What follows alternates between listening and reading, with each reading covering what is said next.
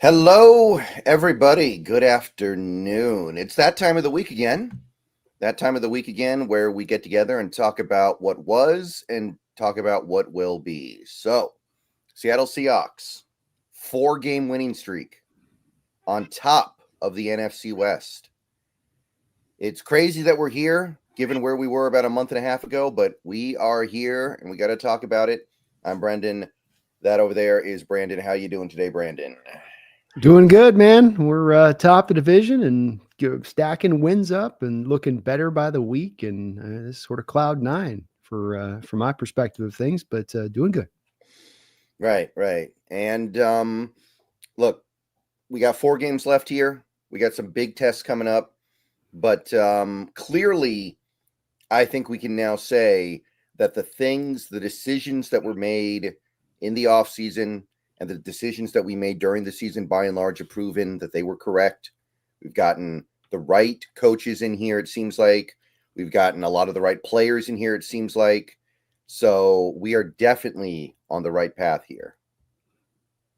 I do think that that's the case at this point, Brendan. It's both of you, of course, in the moment where we were going to be patient to this season and let's let this play out. Let's see which way this goes. And we didn't know what really to expect. We were both very hopeful. And certainly in our season predictions, you and I both were in that place when it all filtered out.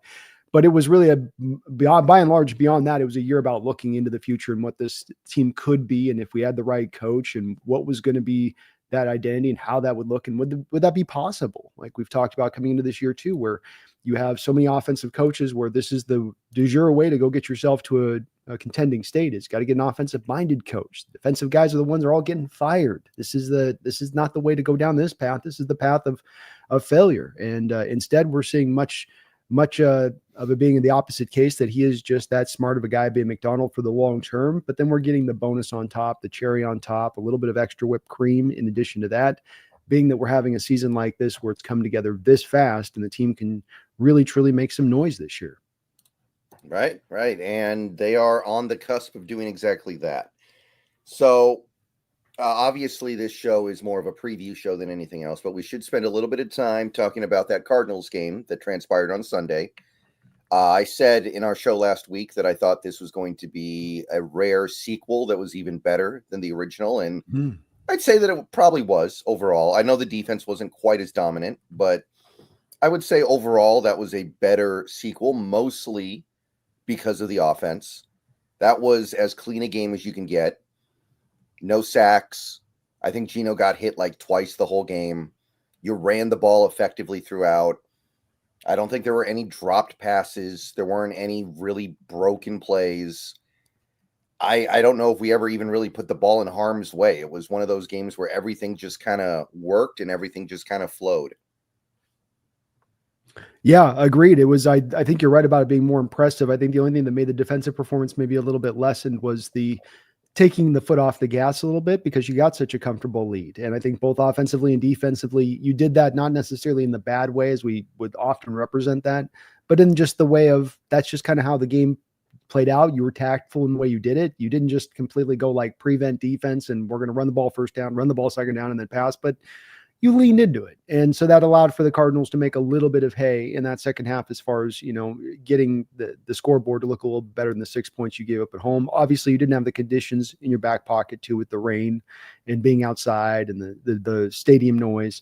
But I do think it was even more impressive because you basically put them away in midway through the second quarter. And how rare is it that you can do that, where we often talk about winning in the fourth quarter. You won this game, 10 minutes into the second quarter, you had kind of won this thing. And I felt the same way a little bit about that Atlanta game when we were able to get that touchdown at halftime. Like sometimes you can get up on teams in that way. And if you have a defense playing like our defense is, there's not a whole lot of points left to be on that scoreboard for that offense. They might find a few, but not enough to get back into the game. Yeah, I would agree with that. So talking about the offense a little bit, because that was the side of the ball that really, really stood out in this game. There's a lot of just kind of generic positive things you can talk about, like how clean Gino's game was. He kind of, it was like a Tom Brady game. He just kept taking the checkdowns, kept taking the easy throws over and over and over again until we had won. And that's something he hasn't really been able to do all year because of the pressure, because I think of some of these Ryan Grubb growing pains. But this was a game where over and over and over again, he got to just hit the easy throw over and over. And it's beautiful to see. That's what you want your quarterback to be able to do. You don't want your quarterback to have to fit the ball into quadruple coverage 3 times a game to give yourself a chance to win. No, you don't. And I think that when you go back to the pass protection issues, a lot of adjustments Grubb was making off that throughout the early part of this year has been to keep tight ends and keep running backs in to help in max protect type situations, which goes against what you're trying to accomplish with the spread system, which is to widen everybody out and have a lot of options for the quarterback to be able to go through and be able to run your flood zone type of concepts and then have guys wide open in space by those concepts and those designs. And that goes out the door when you got to have a running back kept in and a tight end kept in to chip. You just can't run it as purely. I mean, even if you can just have the tight end only chip and then he goes into his route, he's still delayed in some of the natural routes you would run with the timing of them to pull off what you want to pull off to free guys up. And so it's restrictive. And I think in this game, last couple games, Grubb has felt a little bit more at peace with allowing some of these guys to go out and run some routes. I mean, you got seven catches to Charbonnet in this game. I think you got a catch or two to McIntosh as well. And that shows there was a purposefulness to it, yes, but also the availability of it to go to it. And you're right about Geno Smith playing a clean game, this is what we've hoped for with him, being that if you can give him a running game and you can give him the pass protection, he can be a really, really good quarterback. And a quarterback, in my opinion, that's capable of taking you to the greatest heights if he's got that he can work off of. He hasn't had it very often, but we've seen confirmation of that thing that we thought a little bit in this game. Here's some proof. Here's Exhibit A, Your Honor. I don't have A, B, D, C, D, E, because more often than not, this stuff's removed off the table for him. But I do have it in this game, and I can show you a very clean performance. Right. And talking about that running game a little bit, because when I was looking at this game in hindsight, one thing really stood out to me, and this has been the case now for 2 weeks in a row. So it's interesting. This might be the late season adjustment. There's been a lot more gap runs. Over the course of the year, the Seahawks have favored a zone blocking scheme on their run plays, which makes sense in theory, partially because you had Ken Walker, but also partially because you've got a mobile offensive line. Theoretically, they should be a zone blocking team. But these last 2 games, they have switched it up and they've been running a majority gap. This last game was a big majority for gap. It was like 70-30. And lo and behold, they ran the ball very well. It was close to 200 yards rushing for the team. Easily the best rushing attack of the season. Do you think there's something here, or is that just noise? No, I do think that there's something there. First, why is it happening? It's mainly happening. You run it from the left side, I think once or twice in this game, but by and large, you've only going back to the Jets game, it was this way as well. It's being run from the right side. This is important because in the gap scheme, you're going to have 2 pullers on that offensive line coming back across the formation post snap. The 2 guys you're choosing to do this, Sa'atoa Lamea and Abraham Lucas, 2 guys who have in Sa'atoa did a lot of this at Utah, even though he did it from the tackle position. They do a lot of pulling out there. They're very committed to running the ball. And of course, with Lucas back at Wazoo, they did this was all over the place on his tape. So these guys are 2 guys very comfortable doing that move across the formation and go find a target, go land somebody. You have guys that'll get in space, can't find anybody. You'll have guys that'll stumble over their feet. You'll have guys that might arrive, but they can't stick the block. It's a combination of about 1, 2, 3, 4, 5 things that have to happen for that thing to be successful. Those guys are going to continue to be able to execute that because they have the athleticism to do it. That's the point in times of having that tackle in Sa'atoa that was a right tackle that you kick to guard, is you're hoping you're getting that athleticism in there that can do this type of stuff. And the spread system really utilizes this, Brendan, because when you spread everybody out and you go to 3 or 4 wide receivers on the field, now you got all these corners out here, right? Like the Charbonnet run, for instance, where I think you go and end up 3 wide where you put Fant outside of JSN in the slot. And then you have a receiver out here and they have a receiver outside of Fant. So you got 4 receivers on that play. So you're spreading the defense out. Now you've got less bodies down on the inside in there. And what that means then, Brendan, is that when you pull those 2 guys in space, the backside defenders, that backside edge and that backside, let's call it a 3 tech, they've got to be really fast to get to that ball carrier, because you're coming around here and that ball carrier is getting downhill and he's going to have that envoy of blockers out in front of him. And it's the requirement of those linemen to get out in front there, but it's also the attacking of a defense to be able to neutralize guys on the backside without ever having to block them. because they have to essentially just hurry and hustle their butt to get back downhill. And if you have a defense that does a lot of the stuff we're seeing defenses do now, where that edge, for instance, Brendan, will be beyond just a wide 9, he'll be like a wide 10 in his alignment because he's so far out to such depth. He can't get to the backside of that play when you're going to route it that way. And I think that this is a really great counter because you force teams into a bind. You want to bring the extra defender in the box. Do you want to take that extra safety out of the 2-eye safety look and where you're going to want to drift the coverages to DK a lot of the times? Now you got to go to single high and have them cover that whole back end because you want to bring that extra guy down to help in that run game when they do spread that out. Now Seattle can get you on the other side of it. So they can, what I'm saying is they can counter that, right? They can hit you in this, find success in this. Then if you adjust on it, they can still hit you the other way and force you back out of that. And so I think that they've found, something that they can definitely lean on as we go forward. Right. And it's worth noting that when Grubb was at Washington, he mixed up zone and gap a lot. I think that the first year he ran mostly gap and the second year is mostly zone. Maybe I got those reversed, but point is, it's not like he's married to one particular thing. So this could just be the adjustment that they make the rest of the way. And what a nice thing to happen across at the end of the season, right? Yeah. And kind of hilarious in this game, Brendan, because of course, what do the Cardinals love to do in the run game? What is it? What do they live in? Gap. It's read option and gap all day long in what they did. So you poisoned them with their own poison. You Princess Brided them. You were the guy. Remember that scene where he's like, do you think I'm going to do that? But I know, I think you think I'm going to do that. And he's trying to decide on who takes the poison. He poisoned them both. Yeah. Kind of what we did. Right. So that's definitely interesting. And, you mentioned Lomia a lot in that. I'm starting to get a pretty good feeling about Lomia. Like, I know he's a 6th round pick, but right guards come from like late in the draft all the time. So it's not like being overly optimistic to say that Lomia could be the long-term answer here at right guard. And things are shaping up fairly good for the future of this offensive line right now, I think, compared to where we were a month and a half ago when we didn't feel like we knew anything. Now it feels like, Lucas, still not great, but at least he's staying on the field. At least he's playing decently. Maybe you need a hedge a little bit there, but I think that's coming along. Now you got Lomia. Now you're just kind of thinking about center and left guard. Maybe Haynes can take one of those. It's not as bad as it was a month and a half ago, for sure. No, it's come quite a distance from where it was a month and a half ago. Somewhat equivalent to what we've seen from a bit of the defense in certain respects. But Lomea is a guy, it's something that I don't like it this way, but even Daniel Jeremiah was talking about this recently in an interview that he gave where, the way the NFL scouts do kind of look at it, I think from those 2nd to 5th round guys, there's kind of a drifting of all that talent can kind of pull together a little bit in their minds where, you can find some differentiation. Yeah, this guy looks a little more of a brighter, prospect on tape, but there's all these extra weighted things down the line of it, which ends up netting out to the fact that it's really risky either way and that there's no certainties going high.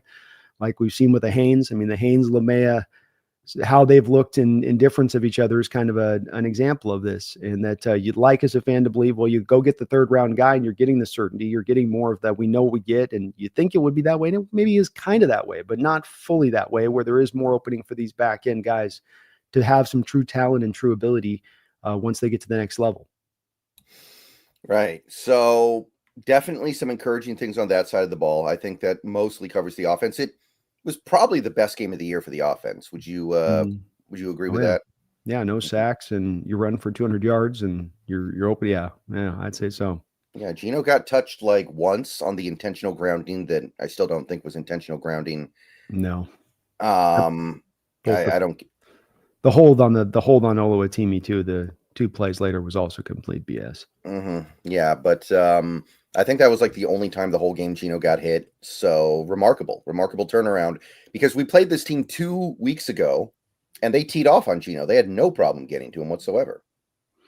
Yeah, I think this is the balance again, a bit of that running game going where you don't have to just lean on all pass all the time. And you can actually find that balance, move the chains, and really keep the defense in a little bit moment of guessing more than just being able to tee off a little bit. But this is also more of Lomea settling in a right guard versus where you've been at that position. I do think that Lucas has been steady out there compared to what we got. I know the PFF grades don't add up on this, but to my eye test, I think he's been very steady out there since he's come back out. Maybe not flashy, but getting the job done.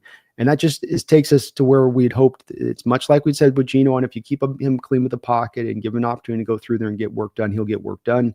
And then with this offensive line, they don't have to get up to dominance. They've just got to get up to middle of the road. And that's where they're slowly climbing up to. And yet them getting to middle of the road, this offense takes its next big step forward. Right. So switching over to the defense now, I mean, it wasn't their best game. They gave up one big play, the long touchdown to what was it, Michael Wilson. There you go. Thank you. Arizona had a little more success running the ball, definitely. But overall, we forced them to be really inefficient with their passing game.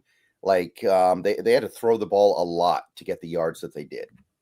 So I'm willing to take that trade-off all day.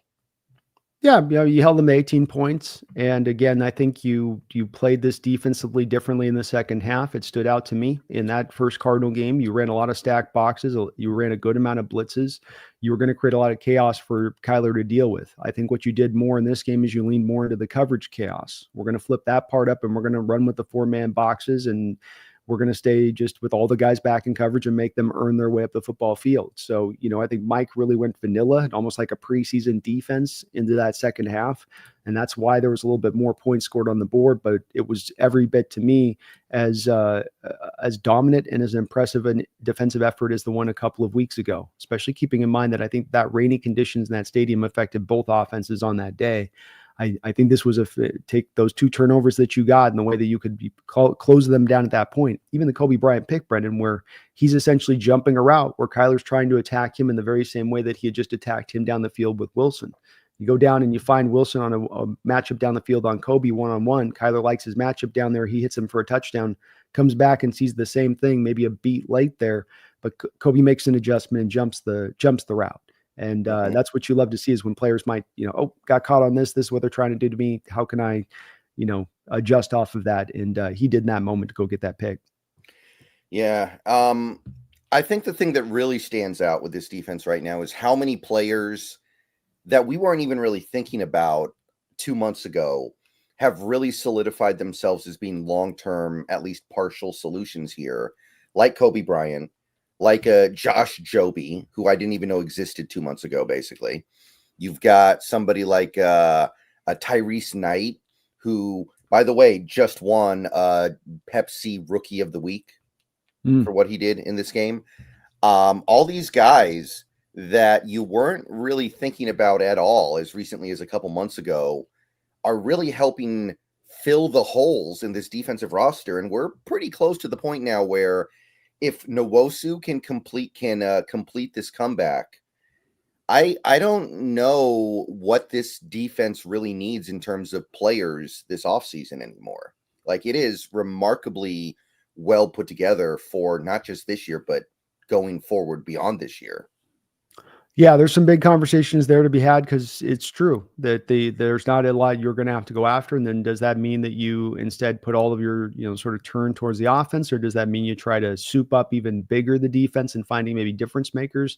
Or do you just go at depth? I think that there's a lot of debate to be had on that. I think nose tackle is the one position I come back to that you need to probably go find and address there with that. It's not a necessity, but it would be very much nice to find something that's a little more proof positive, I think, to that side of it. But you're right. Everybody is rounded into shape, and Tyrese Knight's playing out of his mind. I mean, he was making coverages. He was making plays and coverages on wide receivers in this game. Marvin Harrison Jr. and making plays on the ball while in coverage on these guys. That he's that comfortable at this point as a rookie to pull that off from the will linebacker position is pretty amazing to me. And none has been more shocking maybe than him, but you're right about the solidification that's occurred. Ernest Jones, hard to see them not sign him to a contract extension. And Kobe Bryant is rolling for you at safety. 3 interceptions, but he could have 5, has 2 other the close calls. He absolutely shows he's got a nose for the ball, bare minimum, and what he brings to the position. And this is a lot to build on. And by the way, it shouldn't have counted because he was down, but he did also get a forced fumble in this game. I saw that. Yeah. Ripped it out of there with Connor on the just a beat late. Right. And I mean, Arizona recovered it either way, so it's not like we were getting the ball. But the point is, this is what I was talking about. There are issues with Kobe Bryant as a player, but he's a ball hawk, and I want that guy on the field one way or the other. So the fact that the safety position has worked out so well for him has really been Like you don't expect things to work out that well for you, I think, in life. You don't expect something to just present itself to you like that and have everything work out.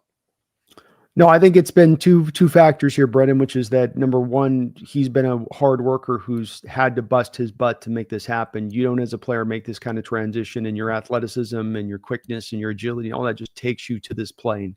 You've got to really bust butt. And then I think going to a little bit more of a defense like he has here in McDonald's that allows him to show off that diversified skill set that he's got, where it's I've got corner skills, but I got some slot coverage abilities.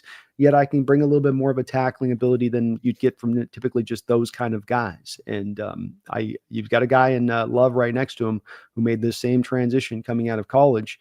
No doubt is helping a little bit in that guidance of it, but he's fit right to it. And I think that's all brought this together for him. Mm-hmm. Right. So I think that's most of what can be said about this game. Special teams were good.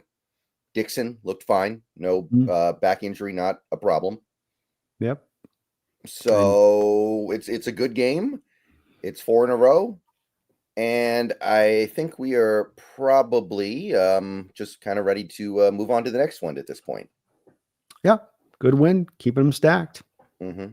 The Real Cheese, thank you for the $10 super chat. People were talking a while ago about moving Bobo to tight end.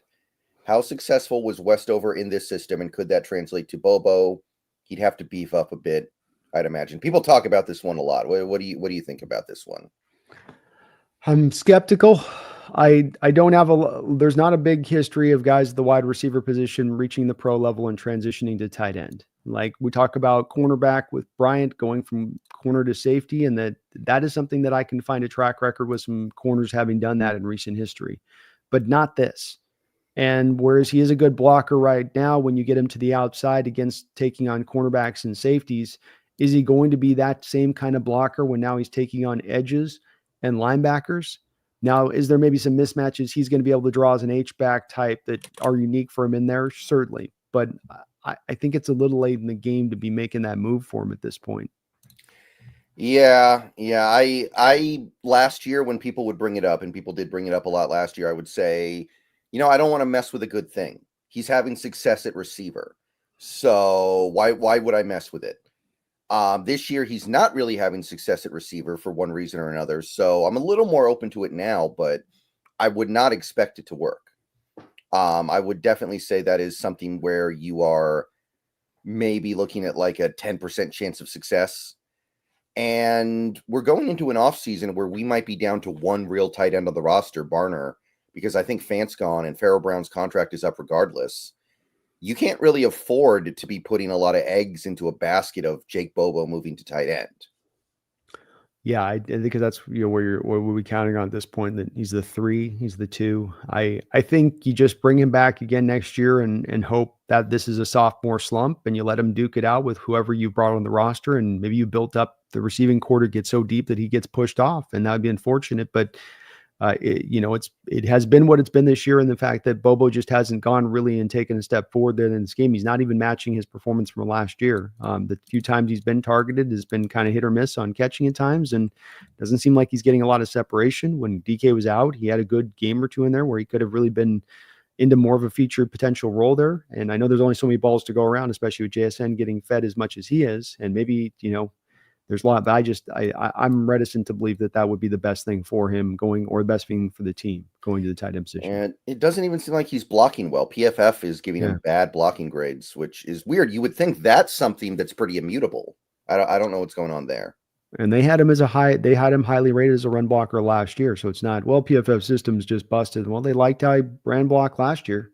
Mm-hmm. And so I'm the same way. It's made my head kind of turn on this one a little bit, going, I wonder what's going on. Right. Yeah, I do suspect that the Seahawks are going to be using a significant pick on a receiver this offseason to replace Lockett.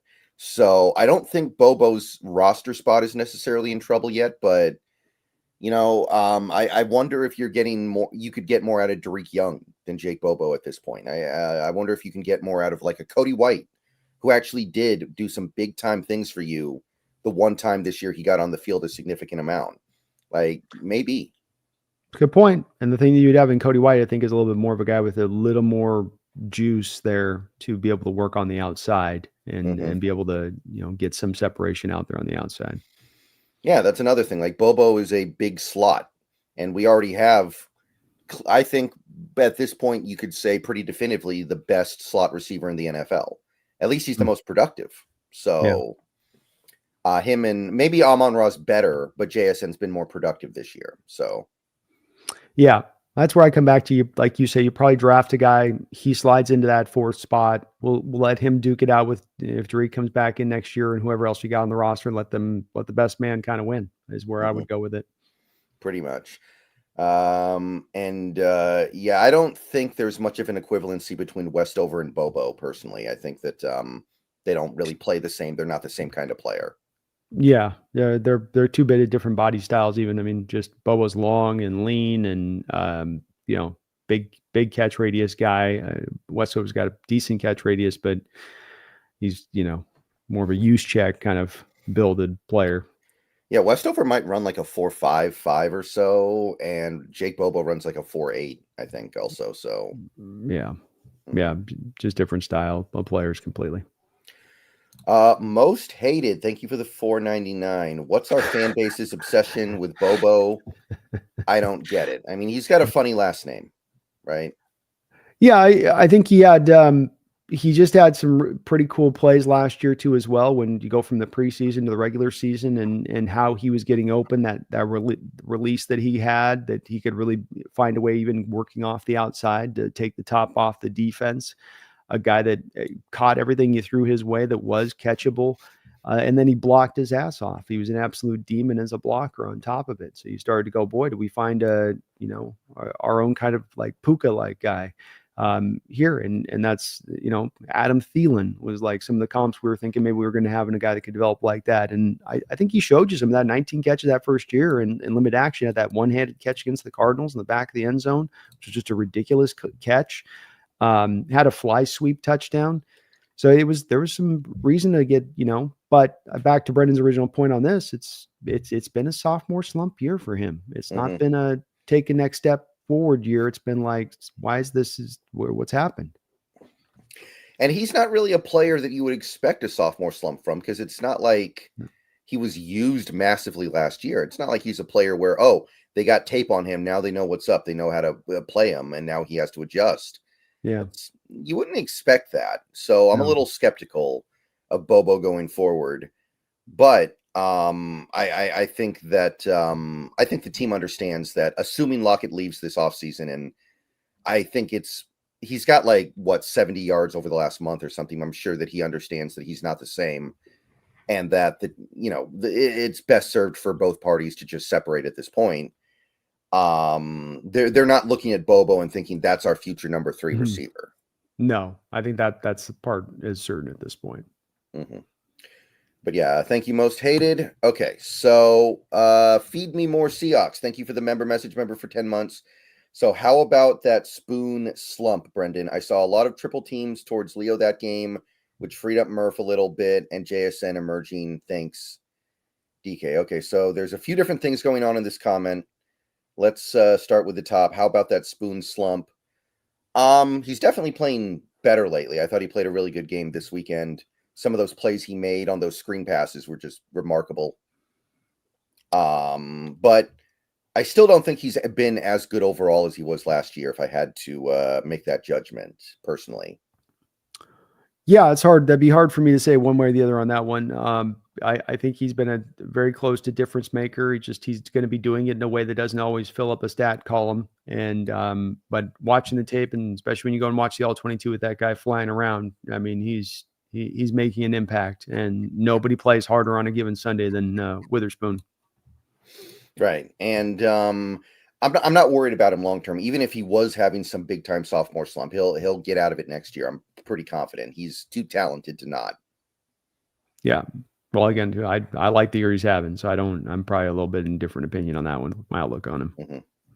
I saw a lot of triple teams towards Leo that game, which freed up Murph a little bit. Yeah, I know Leo didn't have a sack in this game, didn't really do much as a pass rusher, but he made some big plays against the run. I think he had like 2 tackles for loss. really, really dominant in the middle. This might be as good a football as he's ever played in his career. I would say so. And yeah, you weren't going to leave Evan Brown out there on an island against him like you did in the first game from a Cardinal perspective. You were going to shift some of that over. And maybe this is the part of McDonald where he's like, man, finally I'm going to have a chance to let the kid hunt, where he's probably been thinking for a while here. I'll line Murphy up over at the 1 tech, but teams are going to want to drift their double teams over to the 3 tech. And when you start to force offensive lines to draw the double teams to the 3 tech, like we saw with Aaron Donald for all those years in Seattle's hesitancy and double teaming him when we would play them, it's hard to double team the 3 tech. The alignment's way out over here. You got to bring that center way back over here, and you create holes on your offensive line and pass protection in other areas when you do that.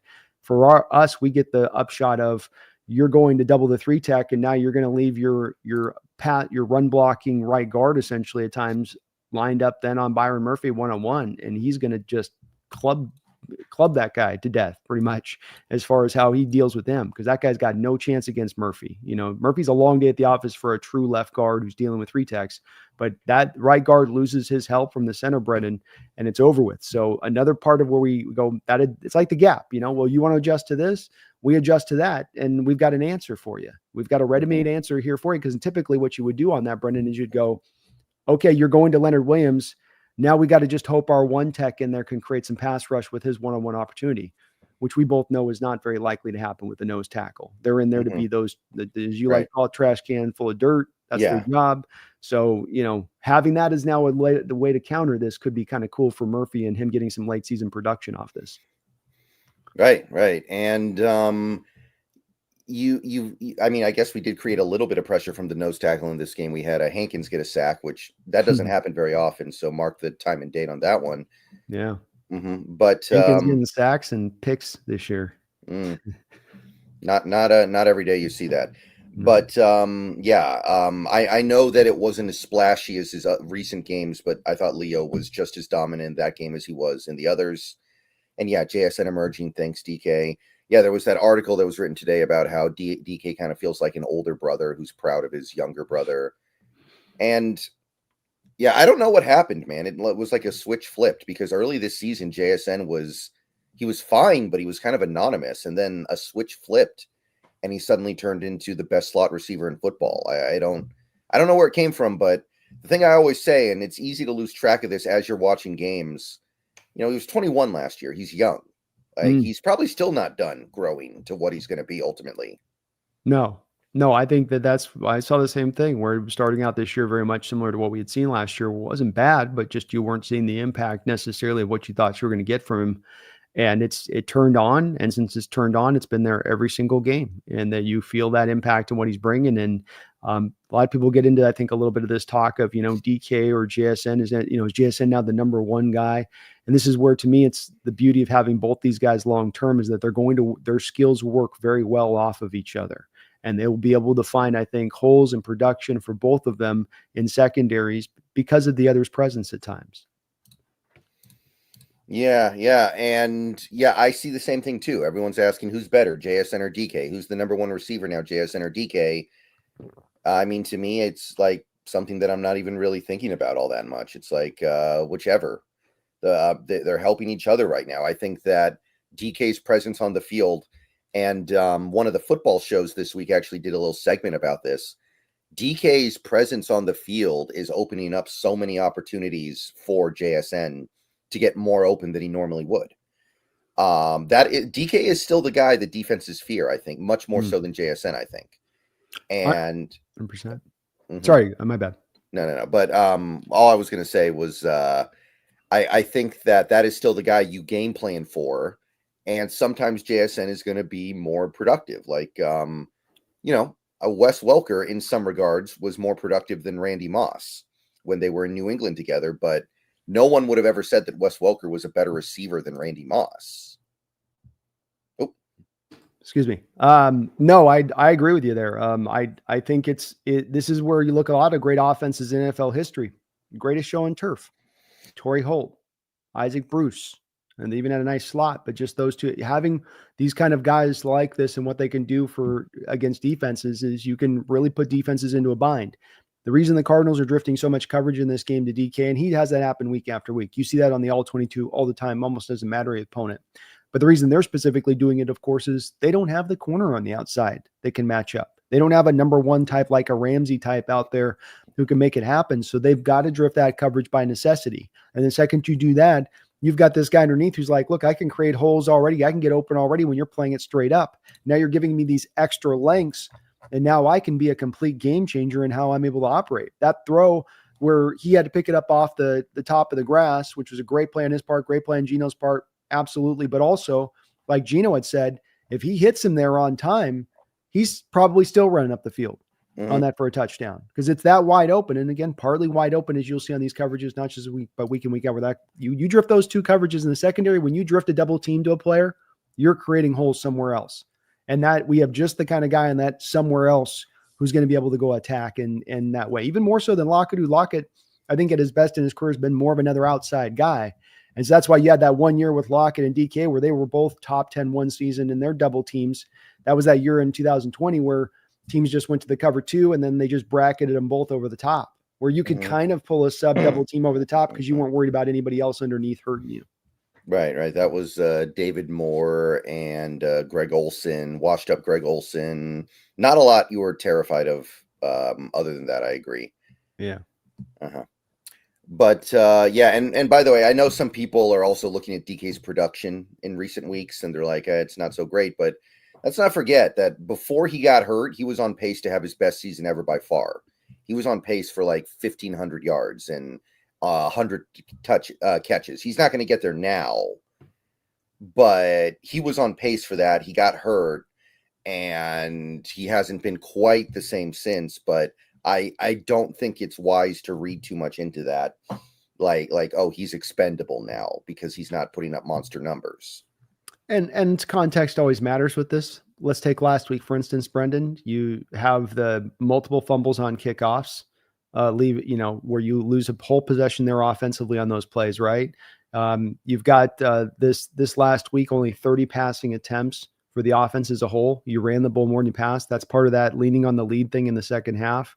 So it's also looking contextually at what's going on at these games, and DK still finding production in these games when it is playing out like that, like he did this last week. So, production's great, but if the team's doing what they're doing, if they're getting out to comfortable leads in the second quarter, or they're having a game where, they're losing possessions because of this or that odd, play of it over a span of a couple games, that's also got to be taken into account too. Right.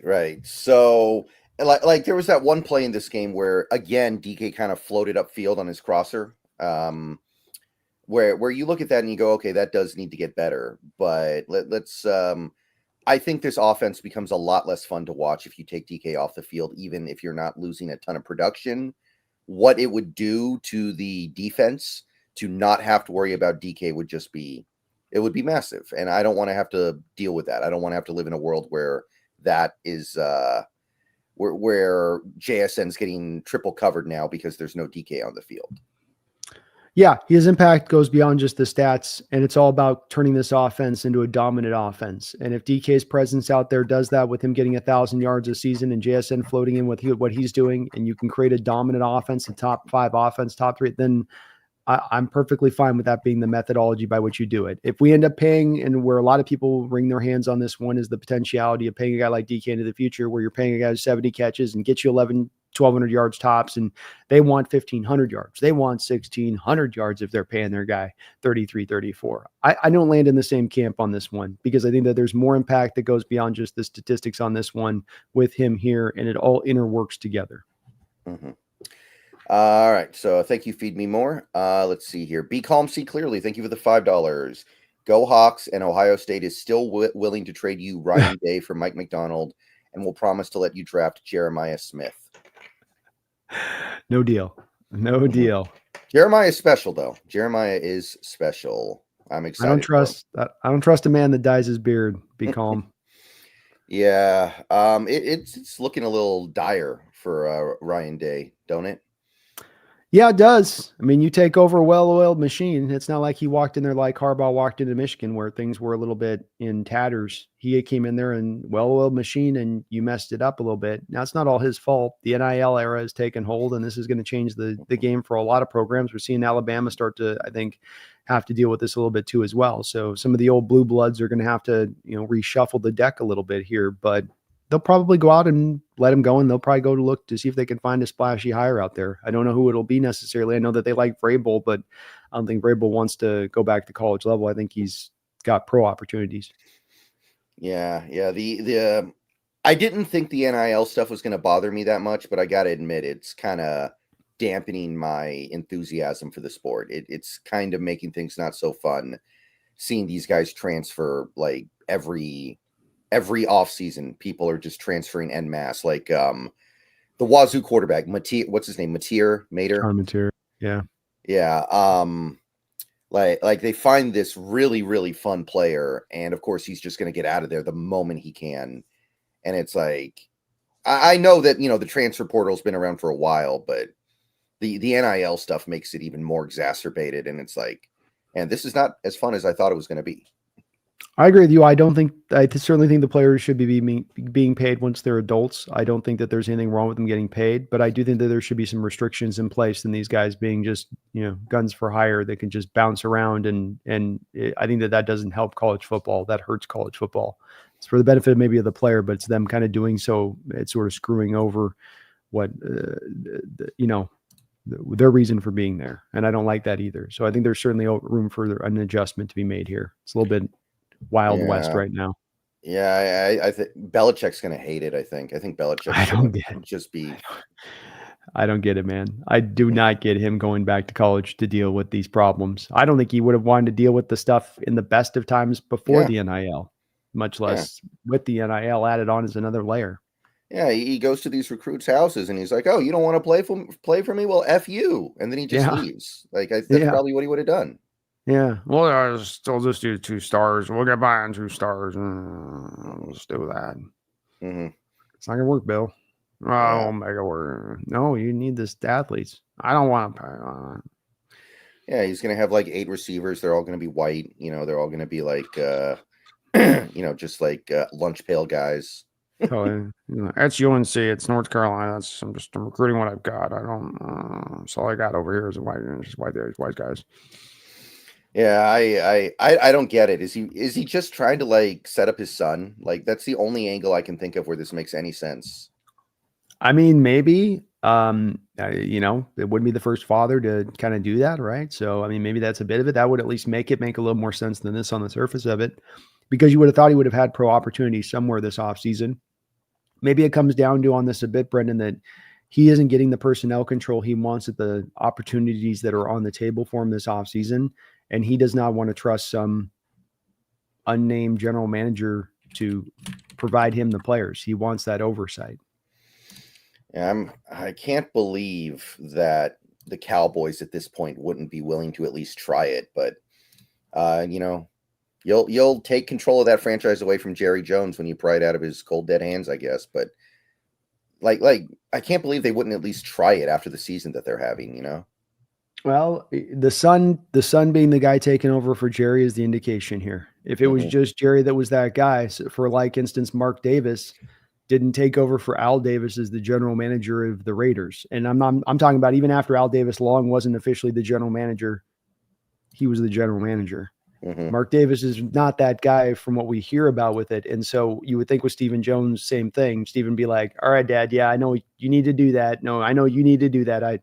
No, we're going to get a general manager. No, I'm not going to do this. No, I get it. No, I can't. It's ridiculous, right? Yeah, no, I'm the owner. I can't be the GM. But instead he's like, no, Dad had it right. We're smart family. We know football, and all right. So we're back into this again, where your ego drives the day on this one and you can't get out of that. And that's where it seems like it stands to me on this one. Yeah. But I don't want Ryan Day very much. I'd rather not. I do like Jeremiah Smith though. He's going to be really good. Oh yeah. Jeremiah's going to be a game changer. Him and that Alabama kid coming out in a couple of years are going to be awesome. They might go two receivers in the first 3 picks, depending on where the quarterbacks are in that draft. Oh, they might be the Arch Manning class, right? I think Arch will be a year ahead of them. Yeah, if Arch could stay back though for one more year potentially, like players are doing that more now because of the NIL stuff. Aren't those guys two freshmen right now? Oh, you might be right. Maybe Arch Yeah. can't stay back that long. Then Yeah. again, if Cam Rising does it, then Well, these quarterbacks now are playing until they're 29 years old, so anything's possible. Cam Rising is going to make more money in college than he will in the pros, though. So I don't blame him. Play that system, game that system, man. Let's see here. Kings Will Dream. Thank you for the $5. Driving up from Utah to Seattle for my first game on Sunday. Let's go. Let's go Hawks, and thank you too for all the hard work. How long a drive is that? That's got to be like 2 days, right? No, I bet he's doing. I bet he is a white knuckle in it from end to end. Depends on if he's coming from Southern Utah or not. But if he's coming out from Salt Lake, that's like probably about a 12-hour or so, 12 to 14. So if you just white knuckle that sucker, and it's like, no, we're not doing a rest stop. We're pushing through. We got time to make them. Come on, So it's pretty, especially this time of year. It's winter too there. We'll drive safe, Kings will dream. Hopefully you're coming up the coast and not trying to come through Snoqualmie on that at this time of year through there, because that could get a little bit dodgy. But it sounds like there's a real just getting a sense and flow from some of my people in my chat, Brendan, that there's going to be a lot of people, Hawk fans, go into this game. This seems to be a very much one a lot of people have circled on their calendars, which is great to hear, because that Packer fan base is one that can travel and they can be capable of taking over a stadium. And this is a week where we need that fan base with this game coming up to be fully throated, everyone in unison, not a sea of yellow in the house. And it sounds like it's going to be that way, which is cool to hear. Yeah. If you're not going to go to this game, what game are you ever going to go to? Like I understand not wanting to go to some Niners game where you're going to lose by 3 touchdowns. I understand not wanting to go to maybe like a game against the Chiefs if the Chiefs ever came to Seattle. But like, if you're not going to go to this game, what business do you have with season tickets? Yeah, I agree. I understand that some of these people sell their profits so they can buy the tickets next year, but this is one where it's not this game. We need this, man. We need these last couple wins. We could really set the table here for this postseason play, which, we're not going to go into it as the favorite. We could use every advantage that we can get going into it. So a game like this, primetime, Brendan, where we typically have that fan base really charged up in these kind of games. We typically do pretty good in these primetime games, I think, off the back of being at home with that fan base, invigorating them like that. Hopefully the case this next Sunday. Long live the king. Thank you for the $5. If Lockett retires, what do you guys feel about getting a straight line speed receiver, and DK and JSN can be monsters because of single coverage? I do think we're going to get a new receiver this offseason. I don't think it has to be a straight line speed receiver.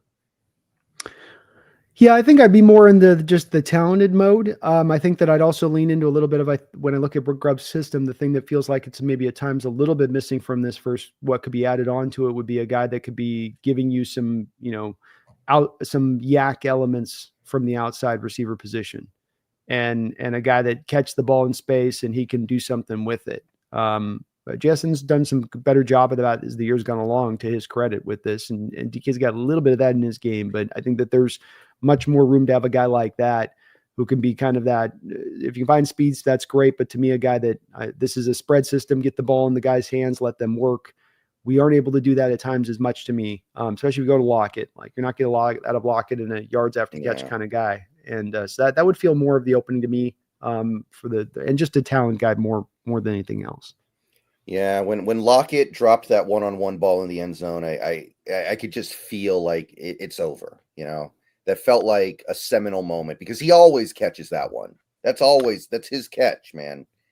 We've seen him reel it in many different times on that type of throw over the course of his history. And he's not been bad this year, I don't think, but I do think, it's come to that end of the spot. We thought this coming into it. It's not a shock, that you've ended at this spot, and it's been a hell of a career. It's a hell of a run. But yeah, I think you've kind of reached that end stage point of this one. Yeah, it's like when Shaq got blocked by Ben Wallace in the Eastern Conference Finals in 2006, and you look at that play and you're like, man, the Shaq that I know would have shoved Ben Wallace's arm through the basket to get that dunk. Yeah, and you saw Ben Wallace just stuff him back, and you were like, yeah, this is not the same Shaq. That's what that moment was like for me. when Lockett dropped that pass. It's tough for Lockett too, because this guy's probably lost a couple of steps, especially that major injury where he himself admitted he was never back to ever quite 100% off the back of that broken leg. And you are a guy that's 5'9", and you don't have the longest of arms. You know, a guy like DK gets older and he loses a little bit of speed. He's still 6'4" and gargantuan. Whereas with Lockett's, you lose that little bit of speed. You don't have some of the natural size to fall back on that you can lean into with that. And so you really are trying to get by at that point, like just even slight diminishing the skills, a big impact on your game. Right.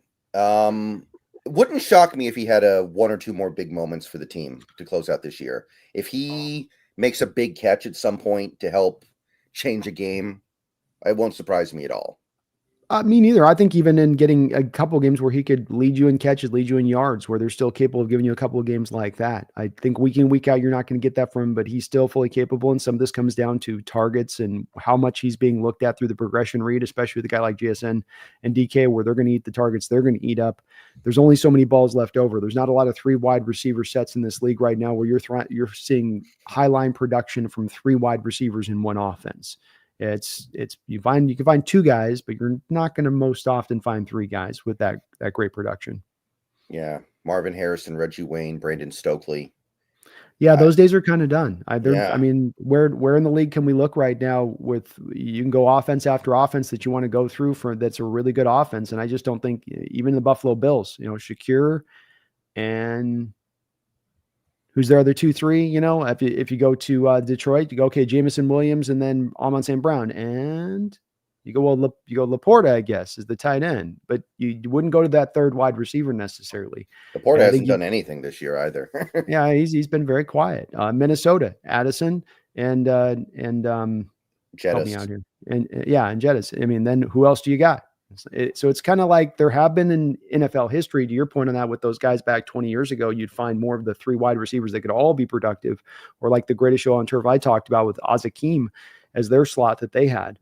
But I think that just by the nature of how defenses have changed in the NFL and where the game's at offensively to defensively, and that tete-a-tete that's always going on, and the push-pull game that's going on between those two, the slot and having 3 wide receivers at high-end production is just it's not as easily had right now by how defenses are playing it and just the way you operate offensively. Yeah. In my most recent mock draft, I will say I had the Seahawks getting a Tez Johnson, who he looks like Lockett. He doesn't really play like Lockett. He's the Oregon guy. He's very small, but he's more of a kind of like try to make people miss in space kind of guy, it feels like. I like him. So it could be somebody like that. I'm with it. I'm definitely behind on my draft. I've got about 50 names in, so I've got a lot of catching up to do myself right now. But I'm okay with it if they go that route, because you're going to need to find a talented guy. I do want to find a talent. Don't want to go to just a Bobo kind of guy in the back end of the draft and look for somebody that's actually legitimate out there. Gives you some upside in the long term. Yeah. If Luther Burden falls to the Seahawks in the 1st round, like then you're getting a guy who not only is your new number 3 receiver, but you're also getting a really good return guy, which I wouldn't do Luther. Luther's off the board. Really? Luther's a pure slot guy. So Luther's not going to operate on the outside at all. JSN is not going to operate on the And if you look at his PFF stats, by the way, on Luther, they back this up. If you look at his college utilization and the utilization in colleges that they don't put you on the outside, then they're not going to put you on the outside at the pro level. That just doesn't work that way. It doesn't go like, well, I was a slot demon in college and then I became an outside monster at the next level. He's a good player, and I think he can be a very good difference maker as a slot guy on the inside, but JSN's presence would make it a redundancy. Yeah, that is kind of part of the problem here. I actually had that issue when I looked at a lot of the top receivers in this draft, like Egbuka, the Ohio State guy. To me, he's a slot guy too. I did kind of come away feeling that way. Maybe not McMillan, but you're not going to get McMillan. He's going to be long gone.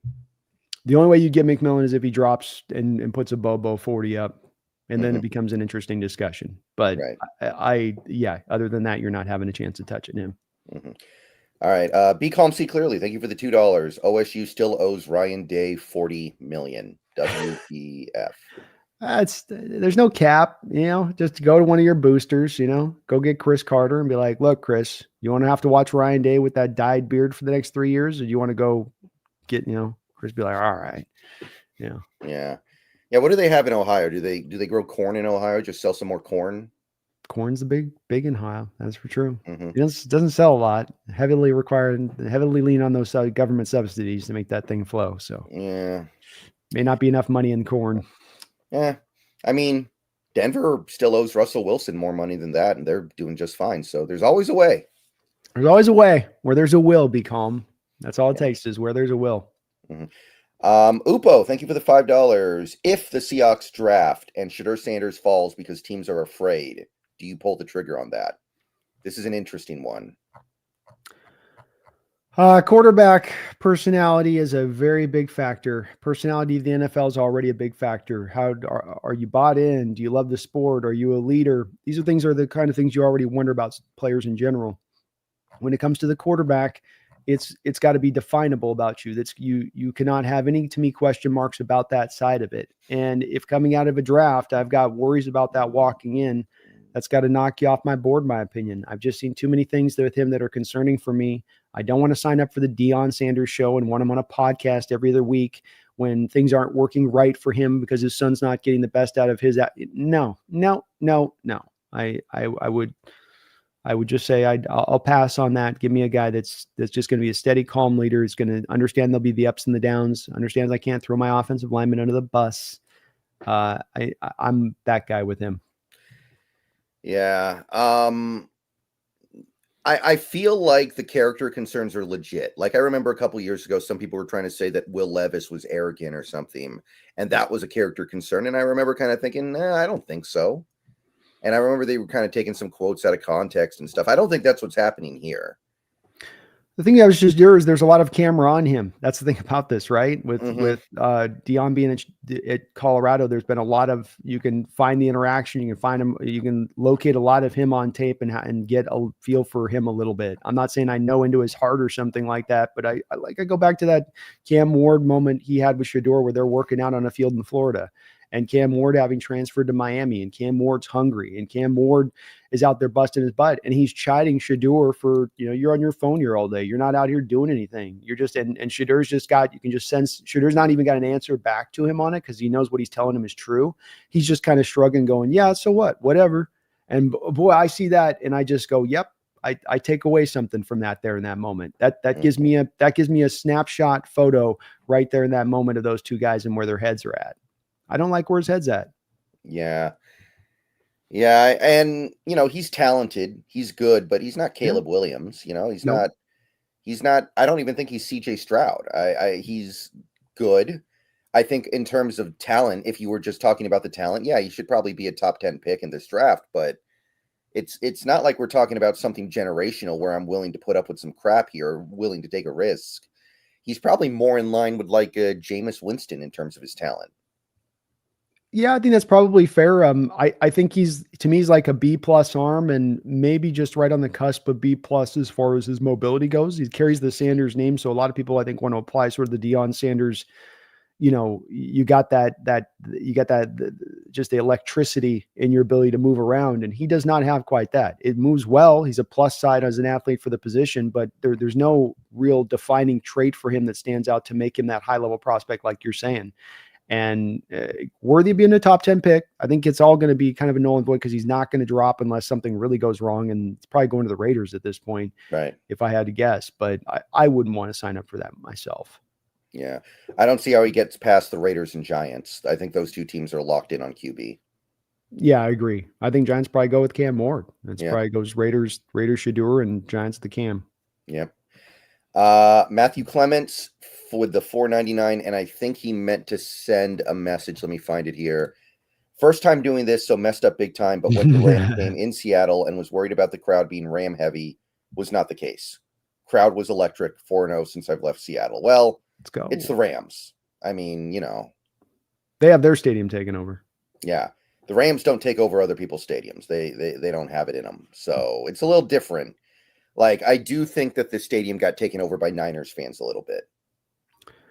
Yeah, I think this is where it's been a few years since you've had the winning thing and you cannot like it, but fans are playing a little bit of this game. I think, I'm going to sell a couple of tickets a year to pay for my season tickets the next year and being kind of smart with it on that. There's those games that fans will pay more for, like the Buffalo Bills game a couple weeks ago, where same thing. You saw them take it over. This week, you will see a few more Packers in there than we'd like to see, because that's a fan base that just does travel heavy. But this is where, if you do provide the great football we've been providing the past couple of weeks, less and less of those fans will sell those tickets. They'll want to be in that stadium. They'll want to be in the hottest ticket in town, not sell the hottest ticket in town. But if it's not the hottest ticket, then you're going to be willing to offload it. So that's the importance behind the Hawks actually being legitimate and getting back into this stage of things. Mm-hmm.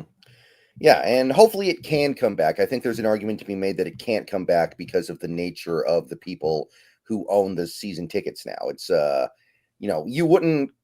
Seattle fan base is good, but I don't think you'd confuse them with like the Browns, where, the Browns are having a terrible season.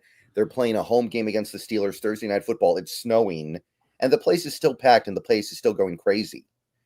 And I don't think you'd see that in Seattle ever. No, I think the pricing of the tickets and where they've taken it to since winning the Super Bowl era is priced a lot of the fans who would have been like that out of the stadium, and that the wine and cheese crowd, to your point, that's in that stadium or tends to be in that stadium now that can afford those ticket prices, they just don't have the same mentality as those other fans.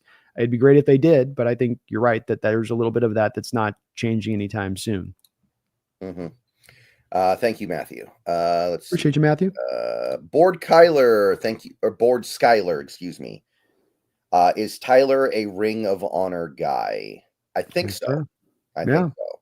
Yeah, he's. I absolutely believe that you'd have to give him that nod.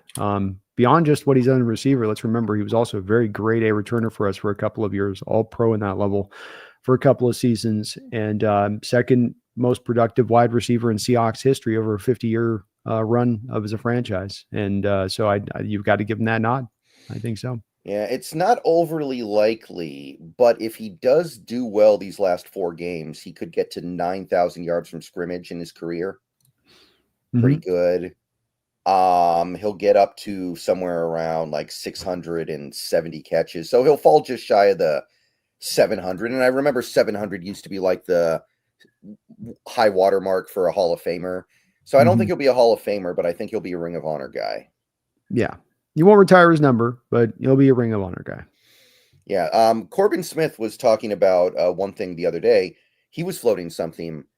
If he comes back on a new contract next year and things continue to go fairly well, is Jaron Reed a Ring of Honor guy? And he actually said you can make a pretty decent argument for it.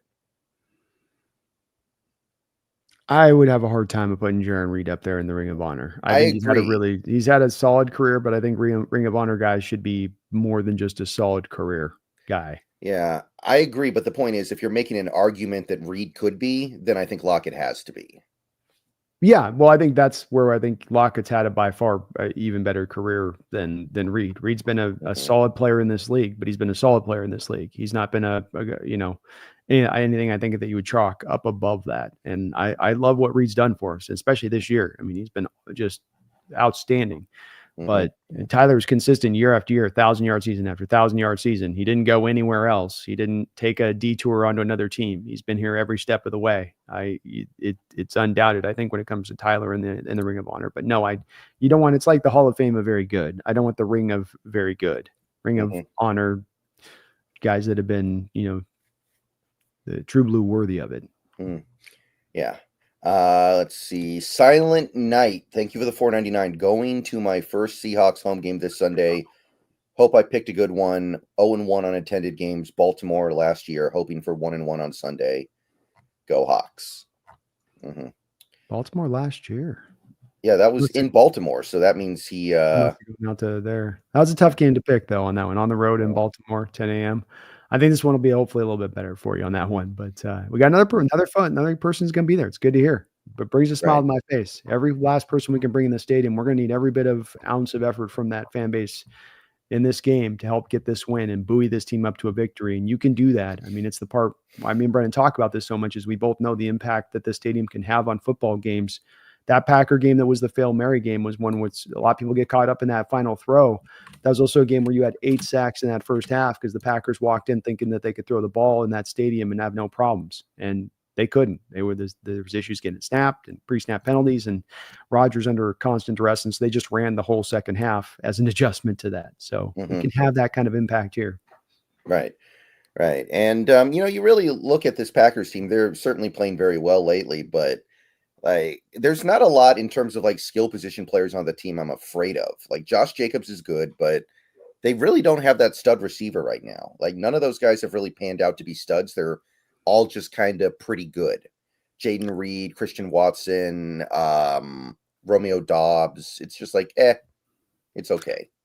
Yeah, it's the sort of the Packer way, right? Where they go second, third round receivers, what they look for, and they want to develop the guy and hope that the chemistry between the quarterback and that solid but not great wide receiver can make them great in the production. And they've gone down that road and found it with guys like Greg Jennings and Jordy Nelson in the past. I don't know if you could say, Brendan, and be interested to hear where you stand on it. I don't know if it's been as much of a success story with this current crop that they have running through there. Feels a little bit not like super light, like boy, they're just missing guys. But like you just said, you don't feel like you necessarily have difference makers out there either. Yeah, I don't get the sense any of those guys are difference makers. Like Christian Watson has bad hands. There's Dontavion Wicks, who didn't really turn into much of anything this year. He's been very quiet. I don't know. It's Reed maybe can some get of dropsies too. I'm sorry. Jaden Reed can have some dropsies problems as well too. Oh yeah. And I don't know, maybe Jordan Love isn't as good as we were thinking. I think that's possible as well. Like he's good, but maybe he's not the guy that we were thinking that he was after the playoffs last year. Maybe like he turns it over a lot. And unlike some of these other quarterbacks that turn it over a lot, I don't know if he has the same excuse for it. Like he doesn't have a terrible offensive line that he's playing with. He doesn't have some terrible defense backing him up. No, I think it's very clear on the next stage for him on his development to reach that status if he can reach it. He's a guy that if you script up the play for him, like LaFleur often can, being a really smart offensive mind, he will execute that play. He'll put the throw at the right time in the right spot. He can throw it with velocity. He can make every throw in the book. But when you start to make him think and process and go through reads and have to work off of improvisation, you're going to get more of a mixed bag of results than from him. And we saw with Rodgers and Favre, what helped them take their step in their games was that improvisation, that ability to work off of script. And so this is the key for him, I think, to get into that spot, to being that upper crust quarterback as he's looking to get, to go from merely being good to great. He's a good quarterback. He can beat you by just the designs of things. But that's where the key is as much for our defense in this game, is the forcing him off of that first read, forcing him into process mode. And then that's where you can find him at times troubled. Mm-hmm. All right. So good luck, Silent Night. Have fun out there. Yeah, get it, man. Get it, Silent Night. Dylan Sosa with a fun one, and people have been talking about this a lot lately. $1.99, K9, Mafair Hall, and a second and third for Micah Parsons. Yeah, this has been a buzz lately. Yeah, I'm becoming more buzzed by it as well. We've got the moment of Parsons walking off the field and looking dissatisfied with Dallas, and you've got a soundbite of him talking to Mike McDonald last year. And then when you look at the Cowboy situation, they have only $20 million of cap space moving into the offseason next year, which I think is important because they, number one, look at their team right now. If you're from Jerry Jones's standpoint on this, and you have a lame duck coach, you don't know if you're bringing back McCarthy. If you got to go and bring a new coach in there and you don't have a lot of cap space and you just signed 2 big deals in Dak and CD already, and you're going to sign a Micah deal, you're going, okay, we're ready to compete. We're ready to be a contender this year. And do they look at that as well? They're going to lose Zach Martin this year. Their longtime right guard's going to retire after this year. So that's another part of the stable that's going to be lost. I think there's a very cogent argument to be made that Jones and company look at that situation and say, we've got to turn this around and over a little bit. And I know they've never done this in recent history. There's another part of this, and I'm going to be a little long-winded in my response in this, Brendan, because there's some people that are so very skeptical of this and saying, no, there's just no chance that could from God. But from the Cowboys' point on this, let's first take that part, then add on the second part being that Parsons also looks at the Cowboys' current negotiating tactics with CeeDee Lamb and Dak and other guys in recent history, where they've stretched those negotiations out on those top-end guys to the late into training camp type of period. And maybe he doesn't want to walk through that for a full offseason in addition to this. So you put that all together with, to Dylan's point on this, Brendan, that you could put a very interesting package together for Parsons. I don't think second or third is what we're talking here. I think what you're really looking at here is like a first, K9, and Hall. is what I think you're looking at as far as like more of a true cost. But would I be willing to do that? Well, just going back to what we talked about earlier on this, Brendan, you said on this defense looks set. And I think you're right about that. But then doesn't a part of you also look at that then and say, well, then maybe there's also a potential there if you have the defense set, but can we find other difference makers and flip out a guy who might be really solid for a difference maker at some of the positions here or one of the positions there? And that's the part that might be proving tantalizing to both McDonald and Schneider in this equation for a guy like Parsons. And I could understand why. Yeah. I mean, I'm definitely open to it. I don't want to extend K9 anyway, so if you could trade him for something a little bit more impactful, I think that's good. I don't think you can extend K9, especially now he's having another injury. I think that you kind of have to just accept that, running back's going to running back. And obviously the edge player that you trade would get replaced by Parsons. You're not really losing anything in terms of future cap because the money you would have spent to extend K9 and Hall is going to be taken up by Parsons. So it's going to be about equivalent. And remember, you're not going to have in your scenario the first round pick money you're going to have to spend on first round pick X. So it kind of does work out. I do wonder if McDonald, I wonder how he feels about a guy like Parsons who is undersized and can't really set the edge and sucks against the run. I do wonder if McDonald would look at that and go, I don't know if I want to deal with that, because it's a problem. Like, it is a problem with Parsons, him not being able to set the edge against the run. Don't you think with McDonald in the background of utilizing players for what they do best would lean back more into that background of Parsons of being able to operate at times from an inside linebacker position and some of the looks that he provides? Oh, absolutely. But the Cowboys do that too. They just move him to edge in certain situations, and they've kept him out at edge the last couple of years. There's been more of a transference going on there where it's more, we're going to keep him out off of the edge and we're going to take away those kind of linebackery snaps. So would you then not pay Ernest Jones and just get the comp pick for him in this scenario, you think? I would see if this is certainly something you need to sign off of Mike McDonald for, but I would have suspicions that Mike McDonald would look at a guy like Parsons like a weapon piece that he could use all over the place rather than an edge that's got to be played purely as an edge. So I think you'd see that guy standing up. I mean, look at how he's used Mafe at times as a stand-up spinner role from over the B gap. I think you would see Parsons all over the place, and that's how he would view that guy as that kind of player. And Parsons, with the background of legitimately playing inside linebacker position, means that when you want to use this guy into other ways, he's got fluidity and comfortability in doing that in his past. You're not asking a guy that's a SEAL to suddenly walk on land and go run. He'll know what he's doing. And so I think that could prove a bit tantalizing. You're mainly going to be using him off the edge, but I think that there's some, to your question on this, you can protect a little bit of some of the run defense woes there, / keep the rotation strong and have maybe an early down power edge guy that you have as your early down guy, and then you mix him in there. But I think that there's some ways to get around this a little bit as far as the run defense woes go. Mm-hmm. I mean, that would definitely be the stud pass rusher, like the superstar pass rusher we haven't had in a while here. Like arguably, when was the last time we had like a hyper elite pass rusher?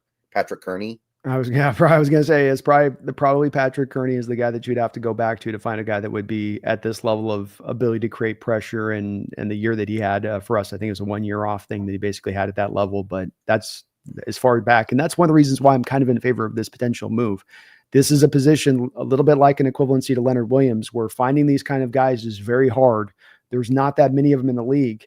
He's not necessarily to where an all-around player as far as Myles Garrett or TJ Watt is and what they can do all the way around in that, but he's close enough.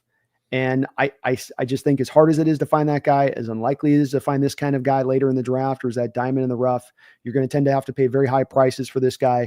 Also comboed up, Brendan, with this, because some people with Mafe and all, and I do like Mafe more than Hall, but I haven't felt Hall taking that big step forward. He's been solid this year.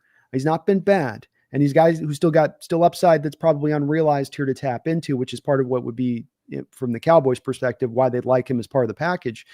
But I also don't see that guy that's checking those kind of boxes. And I would wonder about what that could do for a McDonald defense, being that this was missing in his Baltimore Raven defense as well, Brendan. And he's had to maybe go back. You have to go back to Hutchinson in Michigan, of him actually having a guy like that off the edge who could be that kind of guy. What does that do for his defense? And that's why you'd want his sign off on all this. But I just think that he'd be very, very interested in this kind of deal if it was one that was on the table. Yeah, he's got to stop doing the podcast though. If he comes here, no more podcast. Probably have to tap that down just a little bit. Yeah. Yeah, some people just don't need a podcast. I was trying to listen to it one time, and it's just like, like you don't need a podcast, dude. It's okay. You're really good at one thing in life that is going to make you very, very rich. You don't need a podcast. Well, and I'd say just wait till your career's over where you can concentrate on it fully and get good at it. It's hard to be good at multiple things at once, especially with all that is required of you as an NFL player. So, give yourself a chance down the road on that and then do it. Yeah. It's I don't know. I know everybody's making a podcast now. I know that's kind of the meme, but like some people don't need it. Like I'd rather listen to Talk Tua. Well, it's where it's going, man. This is the new nature of the beast. Mm-hmm. New holiest hand grenade. Thank you for the $2. We should do it to piss off Skip Bayless. Hey, any move to piss off Skip, I'm in favor of. I agree with that. Mm-hmm. Yeah, so it's definitely a fun thought, and I mean, I like it. I like the idea. These are the kinds of trades that you make. These are the kinds of things that you try to will into existence, getting the true superstar that under normal circumstances would never be available. Like a player this good should never be available, but the Cowboys are so incompetent, it may end up happening. You touched on a really good point with that, Brendan. And let's remember with John Schneider that he comes from where? The Green Bay Packer organization. And what did the Green Bay Packer organization do in the early 90s with a very solid football team and a young head coach in Mike Holmgren that was guiding them right with a young quarterback in Brett Favre who looked like the next budding superstar in the league? They took that team over the top. And how did they do so? By signing the biggest free agent that was out there on the market in Reggie White, a move that you would not see a Green Bay teammate typically make year after year. And that this is what could prove to pull John into making this kind of move. Mm-hmm. All right. So I believe that's everything. So let's go ahead and talk a little bit about these Green Bay Packers coming up here. We talked about them a little bit in all those donos, but they're playing really good football. They've scored 30 plus points in 3 straight games. The defense is, I think, top 10, and the offense is top 10 on the season. And this is a team that had to survive that early season Jordan Love injury with Malik Willis, and they found a way to do it. So not that it really matters now because the way they play is totally different, but point is that's a well-coached team that has found a way to survive what a lot of teams would not have been able to survive. For sure. And with Love, he got himself back to rolling pretty good, and then he had a groin injury here recent weeks, and so it's dipped back down some of that mobility, which is part of why I think his performance has not been as maybe sparkling quite as some of us had thought coming into this year. But while they don't have difference makers on an offense, Brendan, they have a stable of a lot of solid guys. And Watson, you mentioned about the hands, which are noteworthy. I don't know how many he's probably leads the league in probably the last 3 years of winning over the top on 9 routes and dropping 9 route balls that are perfectly dropped into the bucket of his hands. I've seen at least like 5 of them, just brutal drops where you're like, my guy, help your quarterback out a little bit here. But they are solid. And with LaFleur, he doesn't let you really kind of pin in on one thing that they do. And we've got to really talk about Josh Jacobs and what he's allowed that offense to do as far as create that balance that just makes those solid guys on the outside even that much harder to deal with, and that much inability you have to really pinpoint on what the offense is doing, even that tougher because of how well he's run for them. Oh, you're muted. Okay, there we go. I didn't like the signing either. I rarely like it when a team gives that big second contract to a running back, but they needed it, and it's worked out perfectly for him. And I'm surprised. Not that he's I'm having allergy issues today. Yeah, sorry, my bad. Mm-hmm. Yeah, a lot of that going around, I think. Yeah. Mm-hmm. But yeah, that offense. I will say this: they don't have one stud receiver, but they do spread it around really well. Maybe more than any other team in the league right now. They've got like 4 or 5 guys they spread the ball around to in the passing game, and it works really good. I think it's a testament to how good LaFleur is. And I think Jacobs is running like a top 3, top 4 back in this league still this year. And his ability to be, it's not necessarily they're opening up huge holes for him. It's like we saw a couple of years ago when he walked in with the Raiders, I believe it was, and they beat us at home. And it was really him, largely it was doing it to us. Mm-hmm. He's just so hard to tackle. He grinds those runs out. He finishes runs. He's got great vision and great bounce. You can have the first hole closed up and he's got that great bounce jump cut thing that he can do where he just bounds into the next hole right across him. And if he just gets a little crack, he'll get his way through it. He is really the toughest kind of back because it's not home run or nothing. He is the 3 yards in a cloud of dust, but it's going to be more like it's 4.5 yards in a cloud of dust. And that's where we're in this game before we get to Love, I think, and even the playmakers on the outside, it's about stopping him. Yeah. And it is worth noting that while the run defense has been much improved, the Cardinals did have a decent amount of success on the ground. Connor had a bounce back game after we really beat him up 2 weeks ago. So it's not bulletproof. It's not bulletproof at all. And I do wonder if this game could be another kind of back to reality game for the run defense that had been ridiculously good for an extended period of time.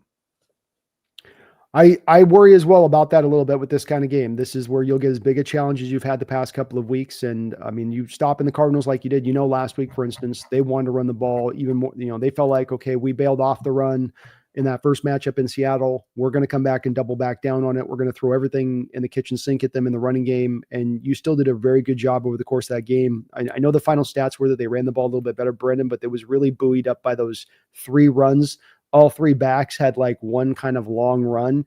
And you remove those 3 kind of long runs, and just what you did consistently over the day is you stopped the run. You gave very little to be had. But it's important to this because, number one, I think Jacobs is the guy that can beat you almost all on his own, regardless of whatever Love or the rest of the receivers do. As we saw a couple of years ago with him in that Raiders attack when they came in, as you had, I think, Carr, him, and Devontae Adams. That was all that they basically had, and that was enough to get the job done against us on that day. And so I worry about it on that front, but also because that then could allow the Packers to get into more of those 3rd and 3s and 3rd and 4s. And a big part of what I think it's allowed Mike McDonald's defense to take root and form here is to getting these teams into those 3rd and 8s, 3rd and 9s, and then he can really unleash his packages. And then we get back to how do you get Love into a problematic state? You get him off the first read. You get him confused. You get him processing post-snap as opposed to he's been given a game plan prior to the snap about what to do. As soon as he gets to post-snap, it plays out just the way the coach told him it was going to play out, and he can go make that completion. And so one leads to the other here, which leads to the other. But if you allow them to be in the 3rd and 3s and the 3rd and 4s, you just can't run as much of those stack fronts. You got to play it more true and more real. And at times, 3-4 looks in there to stop the run. And it just takes some of that creativity out of it. So one to the other to me on this one. And it first goes with that running game. Yeah. Do you think part of the reason why Arizona did have a little bit of success running the ball this last week was maybe the Kyler Murray factor, where you're always afraid of him taking off with the ball? Because the Packers, they don't really have that with Love. He's been pretty much a non-factor running the ball this year. So maybe that's something that liberates them a little bit. A little bit. Yeah, I'd say a little bit. I think it was just that those particular 3 runs mainly allowed you to get gashed, and that you played up well aside from that. It's just on the ones you got gashed, you gave up a little bit more extra ground than you would have liked, rather than keeping it cleaned up there on those runs. But it certainly could have been a little bit of that. You're worried about the read option side of it, because the Cardinals do run the gap stuff a lot, but it's gap to the read option, and they sort of live in that 2 parts as their running game. Yeah, because Love, I think even less than usual, he's been running even less than usual this year, probably because he got hurt and he's trying to protect himself a little bit. So there's has it been 2? So he's got the knee injury he had happen. I was just talking to a Packer insider today, so this is why I know this. And he was saying that, and he also had the groin injury pop up in recent weeks too. So just as he was getting over the knee, bam, here comes the groin. So he's going to be kind of a statue back there. You think that changes the game a little bit, at least. Like you say, it does remove the read option aspect, so they can't lean on that, or you don't have to worry about him keeping it on that side if they're going to run that. And that does limit them down just a little bit there. I think, too, this is not a run blocking line in the Cardinals that are in the Packers that might not even be as good as the Cardinals have been this year at opening up pure holes. Jacobs is a better back than Connor, but that might be a better run blocking line from the Cardinals than the Packers. Yeah, I think I agree with that. That Cardinals offensive line is pretty legit. I know that we've done well against them in 2 games now, but that's a good offensive line. And you look at Green Bay, they've got, remember the space cadet himself, Rasheed Walker, starting at left tackle. I cannot believe he's actually starting in this league. The Humper. Remember him? Yeah. Oh yeah. He's the bad. He's the college hump guy. he liked to pancake his opponent and then he'd hump him after he pancaked him. Yeah, Josh Myers, I think, has been one of the worst centers in football this year. He's not panned out the way they were hoping. Morgan's on IR. Yeah, I mean, Zach Tom is their only good offensive lineman, really, when you break it down, I think. And he's nice. He's really good. He's a fun player. He plays all over the place, but it's really not the offensive line that I thought they were going to have going into this year. No, I don't think it's quite rounded to where they are. And I think they were very hopeful of Morgan being a guy that was going to slide in there and be an instant starter for them. I think losing him to the IR was a big blow. Definitely. The Real Cheese, thank you for the $10. Since we're talking about pipe dreams like Parsons, what about Garrett? Browns are pricing themselves out of their players. Is he a guy they don't get rid of at all costs, or could he hit the market? I think they extended him not that long ago. Yeah, I think Brennan's just tapped on the important part of this puzzle is that you have Parsons, who's going to be a free agent, and in Myles Garrett, you have a guy that, is still sitting on a lot of bonus money right now. So he just signed. Well, you could maybe make it work here, Brennan. They're sitting on the remaining portion of the bonus money that's not option bonus money, is about $35 million or so left. So, they could theoretically get it done from that. The thing with Myles that has me a little hesitant is I'm hearing that he's going to need to get surgery on both of his feet this offseason. So where's that put him at from a health standpoint? What's the long-term health of that with having these surgeries on these feet? Is that something he's going to fully recover from? But I'm open to doing it from the same perspective because it's an equivalency type situation by and large at the end of the day, being that you're looking at Parsons and a Garrett of guys that it's not that you're able to get them because they're not good or they're not still very great difference makers. You're getting them because of the ineptitude of the two organizations that they are currently playing upon and the situation that they've put themselves into in order to be able to go get this guy. It's more market opportunity than it is getting a fading star. Yeah, I feel like Garrett's a kind of guy that you just keep no matter what if you're the Browns because he gives your team a certain level of gravitas no matter what. I feel like. Gosh, I mean, they got to start at some point. And regardless trading at Tuss on this, I like this discussion. I feel like, don't you feel like from their standpoint, they've got to make that ball call that teams like New Orleans and the Dallas Cowboys are refusing to do on a yearly basis, where you've kept re-upping yourself into the Deshaun Watson contract. Unfortunately, you've kept doubling and tripling down into that contract in the long term, and that you're going to have to kind of cut this thing away at some point or another and pull this thing down and reset this. Otherwise, you're holding yourself into perpetuity and being in this place. What does Parsons do in providing to your defense? He's going to help get your defense to just a manageable enough state to get yourself to 7-8 wins a year, 6-7 wins a year with whatever you can kind of carve out with Stefanski offensively. And where does that get you in the long term? I think you got to, I mean, are they going to contend with Garrett in the next 2 to 3 years, Brendan? Yeah, probably not. But I just feel like that's going to be a situation where they just go, look, we just want to have our superstar player. I feel like there are certain players you do that for where teams just kind of go like, look, he's our guy. He's our guy and nothing's ever going to change that. It's like Joe Thomas with the Browns, like Joe Thomas, they had opportunities to move him and they were like, no, this is our guy. And we're just going to go down with the ship with him. And I kind of feel like Garrett's that guy in a way that Parsons is not. I think somebody could say from the outside, that's why you organizationally will never win Super Bowls. Absolutely. But I mean, I think we all know the Browns are not a picture of organizational health. Anyway, I think everything you're saying is right. I think everything you're saying is very likely to be what their mindset is on it. I would say that they regardless of them moving to us, I think them coming into this offseason and taking that approach once again would be asinine and dumb, and that they should be looking at the forefront of this of how they can start to roll this around, especially in that division, which is insane. Maybe part of the problem is because Watson's contract is fully guaranteed. They know there's nothing they can do to flush that. So maybe the mentality is let's just keep desperately trying to be decent while we have him, because it's not like we can do the Russell Wilson thing with him. We can't just kick him out and pay him a bunch of money and roll over. Maybe they're just thinking like, hey, we're stuck. May as well keep desperately flailing around until we find on something that works. Like, I kind of feel like that's what's going on there too. So my thing is that I think that that's certainly been part of their mentality up into this point, and evidenced of that is the fact that they've readjusted the Watson contract a couple of times since signing it. Right, that's evidence of the fact that they're trying to maximize more cap out to try to get more guys in that can fit, that can make it work. Okay, so I get that, but there's got to run a point on that where you go, okay, this isn't working, because not only is Deshaun Watson merely not being a good quarterback, he's not merely being a bad quarterback. He's playing like a league worst quarterback when he's playing out there for you. Mm-hmm. It's where it's Jameis Winston looks like a major upgrade over the top of him. And at that point, you got to call it for what it is. This ain't turning back around, and the pumpkin ain't going, it ain't going to turn around tomorrow. It is what it is at this point. And you have to acknowledge that from the Browns' perspective. And you've given it a couple of years, and there's got to be a breaking point on this where you go, okay, we can't do anything out of it. You're right about knocking out from the contract, but setting the stage for 2026, setting the stage for 2027 in acknowledgement of we don't have a chance here. What chance do we have even within our own division? Say, have nothing of the AFC right now with the way that this is structured up. We're not that dynamic as far as receivers goes. David Njoku's okay. Our offensive line has regressed this year from where it's been in recent years' history. Nick Chubb's got a knee that's barely hanging on for life on his side of it. Myles Garrett and Denzel are nice on that side of it, but we move Zadarius Smith. We don't have another edge rusher opposite of him.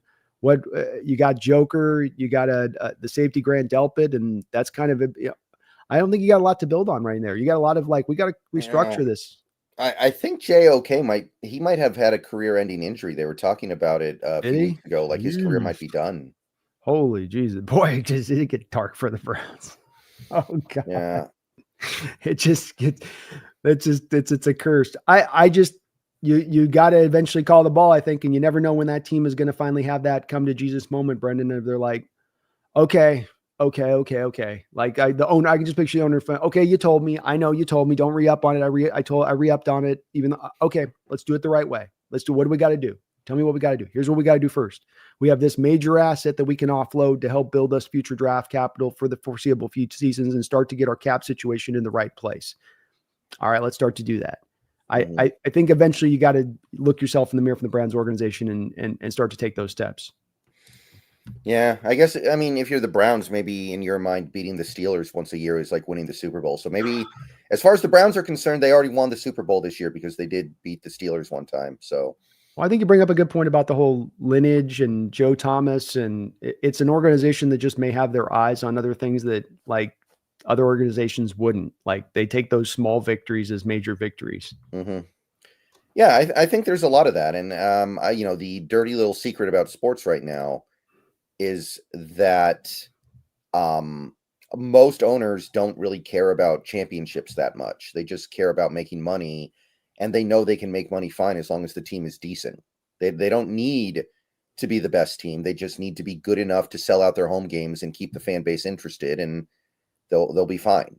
And I think you talked about with that Cleveland Brown fan base too. You don't even need to give them that. They'll still show up even if you don't give them that. Right. I think that, there are owners out there that very clearly don't care about winning championships. Like, you can't tell me Jerry Jones cares about winning a championship with the way he operates. He cares about winning at least 9 games so he can sell.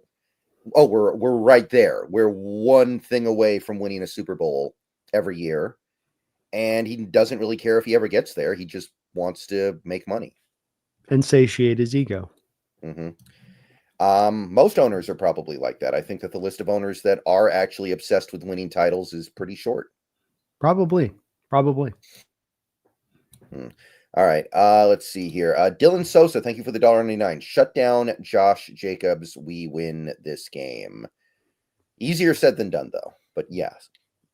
Yeah. I think it's where it's at, the beginning of the place. There's some backs in this league. I wouldn't always say that with what you have to deal with at Minnesota next week. It's going to probably be more of how we deal with the passing attack. I'm not scared of Aaron Jones and the rushing attack, the Vikings, especially that offensive line, but Jacobs and how he runs the rock and how tough he is and how much respect he gets across this league.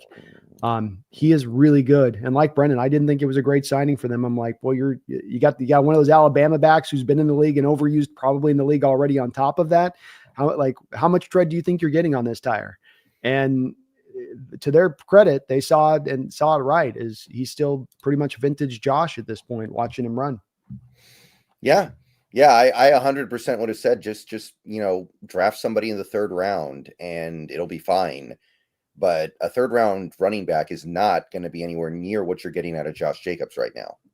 No. And I love it from the Packers standpoint because I like organizations, Brendan, that correct mistakes and they go down our way. And it's kind of where I wish the Packers with the receiver position would also do this. I tried to push back against the Packer Insider today a little bit on, do you really like this approach with the wide receivers? And I brought up the whole Favre and Moss thing, where they had the opportunity to get him and passed, and they always stay in this sort of second, third round range of things. Here's one where you went with A.J. Dillon a couple of years ago in the second round. And then you went back and said, okay, let's just go get the tried and true talent of it. And it's worked out for you, changing track, not just staying in your old dusty ways. Mm-hmm. Let's see. Be calm, see clearly. Thank you for the $5 once again. Big question for everybody. Rams or 49ers? I don't care about either. I'll say 49ers because boy, are the Rams a thorn in our behind.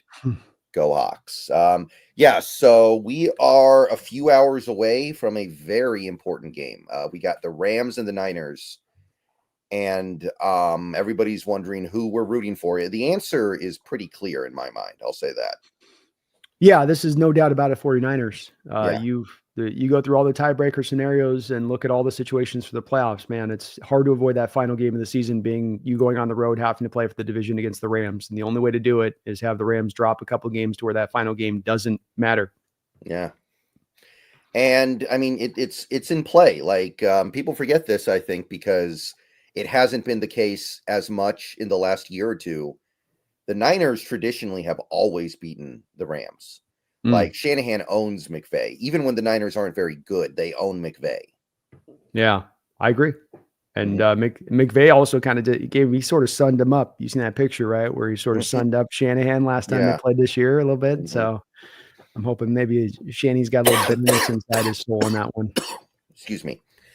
But yeah, if you look at it, the Niners are kind of like, they don't really have a path to winning the division anymore. They still have to play the Lions.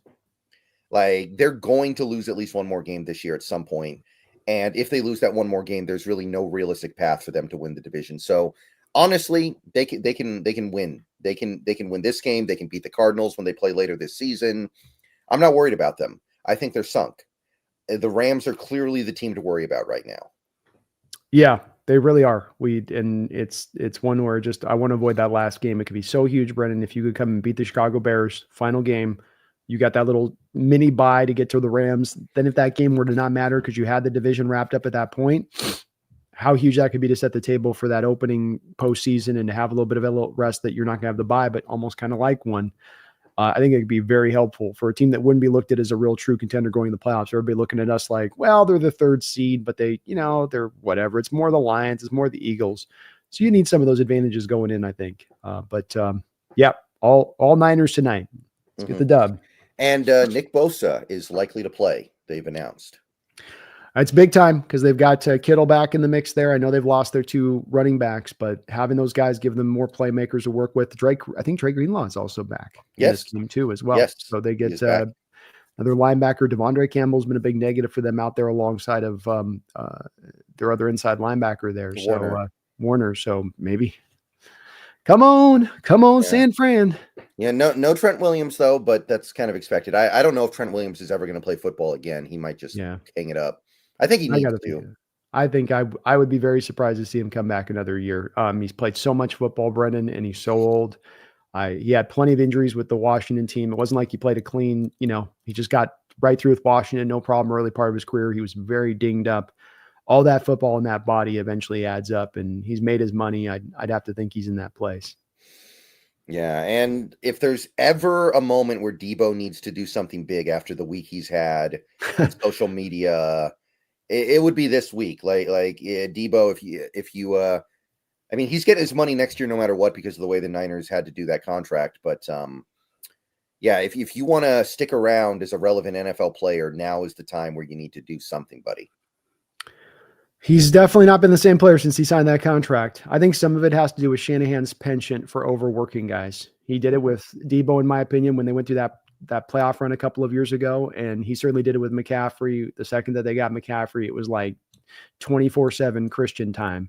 Mm-hmm. And I think that he does that. He just does not have a way to balance things out. He gets too caught up with certain guys. And that's part of it. Certainly, you could maybe make the argument Debo's maybe not quite as hungry as he once was, and probably got a little fat and happy. I mean, he's got a little pooch, Brendan. You know what I mean? Like he's got a little baby pooch coming out. So I mean, but some of it's also the fact that I think Shanahan just, the guy's a receiver, used him like a running back for a good long period of time there, especially in the playoffs where everything's like extra mileage when you're putting it on there.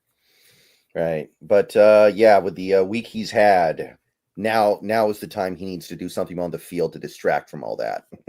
Amen. Throwing Brock Purdy under the bus and all that. And maybe Shanahan too, a little bit. Yeah. I'm open. I'm out here. Yeah, they just ain't throwing it. He's not open. He's not open. I've looked. Struggling to separate. Mm-hmm. Noah, thank you for the $5 euros, pounds. I'm not sure. I think that's euros. Euros. What about Crosby? Trade rumors before deadline, trash franchise, etc. Relentless motor and locker room guy, fairly healthy. I'm pretty into the Max Crosby idea. That's not bad at all. I think Crosby's in the same kind of place that we're talking about at Parsons or your Garrett's, and the guys, there'll be people that like the other guys more and go, this guy's, they're all in kind of this area. I think, they're dancing in an area where they're difference makers for the position. They're hard to find. There's very few of them in the sport. Crosby is that kind of guy and has proven to be that.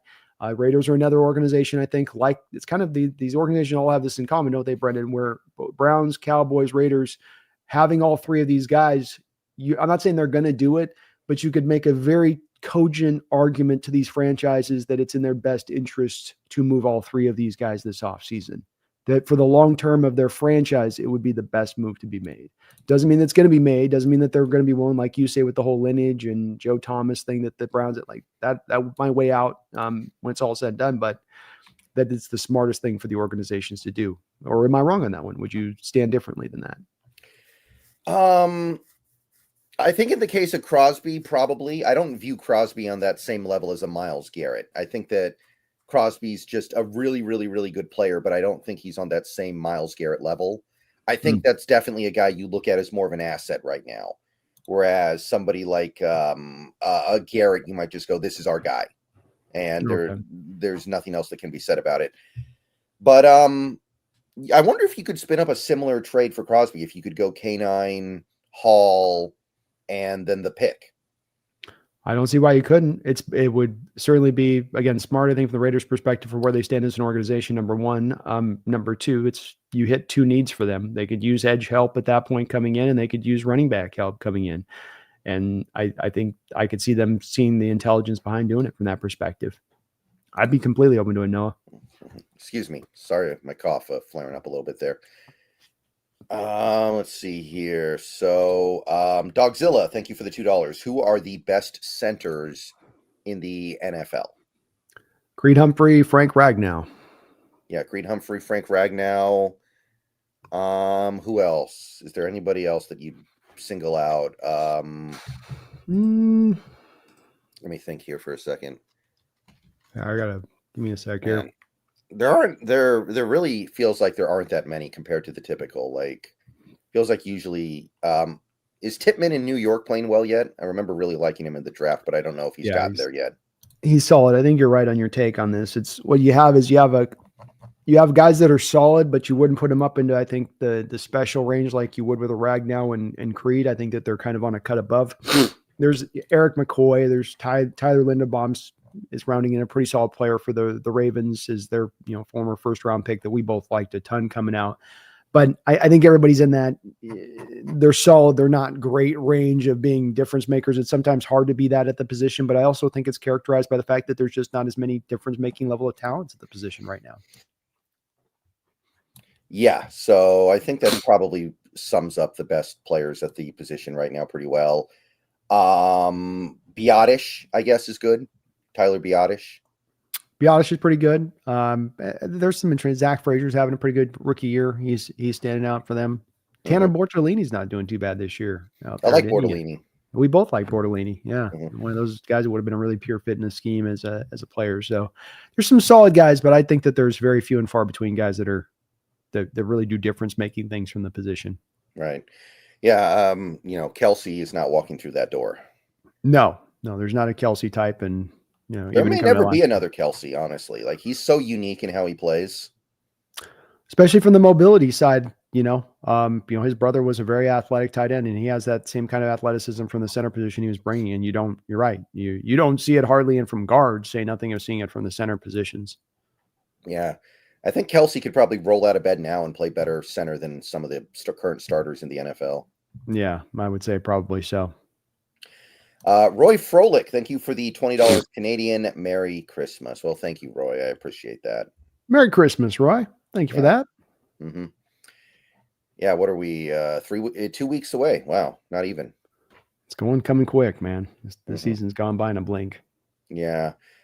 Let's see here. I think we're all caught up now. Okay, so back to the Packers thing. We already talked about the offense. The Packers defense, not as well known as the offense, but not really that big of a drop off in terms of effectiveness. They've been a top 10 defense this year. Well, what stands out to you about that unit? It's been a top 10 defense. It's not got maybe weak links in any really spots, but they also don't have a lot of that difference making aspect in what they bring either on that side of it. They're not particularly good at generating a lot of pass rush. I don't think that they run a lot of complexity, and we're going to face a lot of other fronts that are going to be way more multiple than this front's going to be over the course of the game. I think that they've had guys they've drafted in recent years who haven't been bad, but they've moved to a new defensive scheme, and they may have guys that may not just be as much the fit to the defensive scheme. They're seeing the rookies that they picked and guys that they brought in, like Xavier McKinney's been the best free agent signing probably in the NFL for them as a playmaking safety back there. And the guys they drafted in this draft, Edrin Cooper, Evan Williams, neither you or I saw this kid in Oregon being the kind of player he's been for them as a starting safety for them. These guys have fit in really well. But the other guys that they drafted in other years, Lucas Van Ness, Wyatt, the kid out of Georgia, not getting as much, and they're not been bad players. I don't want to dress it up like these guys have been just getting complete disappointments, but they're not necessarily giving them a lot of just sterling play out there and what you're getting from them either on that side of it. The Kobe Jean, the inside linebacker, same kind of thing. It's been okay. So they're definitely a talented crew, and they put a lot of assets into this crew, and it's not playing bad as an overall unit. But I think that there's definitely some room for the Seahawks to get after them. Yeah, the thing that really stands out about that Packers defense is they don't create very much pressure at all. I think their pressure rate is lower than the Cardinals, and the Cardinals had a very low pressure rate. You look at that team, like Rashawn Gary's probably their best pass rusher, and he's okay, right? And I'm not terribly excited about Rashawn Gary as a pass rusher. And their defensive line, like what do they have up there? That's Kenny Clark and Kenny Wyatt. Clark. Yeah, Kenny Clark's good, but there really isn't a lot they can do to generate pressure. So when you look at what we were able to do against the Cardinals, you wonder if maybe we could see a redux of that. I think very well could, especially because with the Cardinals, they do have those cover zero blitzes, and they'll dial it up, and they'll be very risky because they understand they don't have the pressure. Whereas with the Packers, they're more, I feel like, trying to sit in that pocket and watching them at times of, our front four will get it around here at some point. Wyatt will turn around some point. Lucas Van Ness will walk in here. He'll click it into place. And since they haven't been bad and they've given them little glimpses and little spots of it, it's given them just enough to sort of sustain them into believing that stuff will come forward. So you don't have as much of the stuff that Arizona embraces, where they know who they are. They know where they're lacking. They know what they need to overcome. And that's where they can manufacture stuff from Cardinals perspective, even though they don't have the guys to really get it done up front. You're muted. Shoot, I'm sorry. That's the You're second good. time today. No worries. That's a really weird thing that it's worked out so well for them, despite the fact that, by the way, Jair Alexander's missed a decent chunk of this season with the injury. So they haven't even had maybe their best player on defense, and they're still getting it through, even though it's almost like a Pete Carroll defense, the way you describe it, right? It's a Pete Carroll defense that is like, oh, we can't get pressure, but we're not going to do anything crazy to try to force it. We're just going to live with the fact that we can't get pressure. And somehow it's working. I look at it too. I think that the offensive challenges that they've had this year, or the defensive challenges that they have when you go through it. The Eagles game in the opening season, you give up 34 points to the Eagles. That's a good offense. Colts, not a good offense. You hold them to 10 points. Titans, not a good offense. You hold them to 14 points. Vikings, you lose. Good offense. You give up 31 points. Rams, at that time, the offense wasn't playing as good. You gave up 19 points. Cardinals, 13 points. Not necessarily a great offense to me. Texans not playing as good this year offensively. You held them to 22 points. The Jaguars, I don't think we think they're a good offense. You held them to 27 points. Lions, you lost 24-14. And then you have the Bears on there. You have the Bears, you have the Niners, you have the Dolphins. So I guess what I'm trying to say here, Brendan, is when I look through them and when they did face legitimate offenses, I can find some 30 burgers up on the scoreboard. And when I look at the lesser offenses that you faced, you stamped on them as you'd expect you to do. And so I think that they have benefited from a little bit of an easier schedule from a defensive perspective versus where their personnel really is at and where their performance level really is at as a defense versus maybe where they're ranked. Yeah. Yeah, I do think there's some truth there. Like they got beat up by the Lions twice this year. I think they gave up 30 points last time. Now they kind of got hosed against the Lions last week. Admittedly, there were a lot of like egregious no calls and calls. I get that, but it is a defense with clear weaknesses. Now, Jair Alexander, I believe this is his first game back in over a month, something like that. Like that could change things. Like he's definitely better than who they had out there previously. Like, to my knowledge, Eric Stokes has never panned out. And I remember liking Eric Stokes a lot when he was coming out in the draft, but they haven't gotten much there. And without Jair, it's not the same back there. They got a little bit too much fondness for the whole. They went the Eagles. Everybody goes Eagles West, Brendan, but look at that team, man. Wyatt, N'Kobe Jean. You got the Stokes. You know, they definitely got a little bit like caught up with that Georgia national championship team and probably a little bit too much. So, who's the inside linebacker who got kicked out of the game a couple years? Who keeps getting N'Kobe Dean? Okay, that is Dean. I thought it was Walker for some reason. I might be wrong. Let me double check. I thought it was Walker who kept getting kicked out of games. Yeah, Quay Walker. My bad. You're right. I'm thinking. Quay Walker is not a Georgia guy. He's a Alabama. I'm trying to remember. Georgia.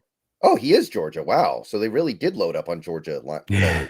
Well, and by the way, Javon Bullard as well. Oh yeah. So yeah, he might not play this week.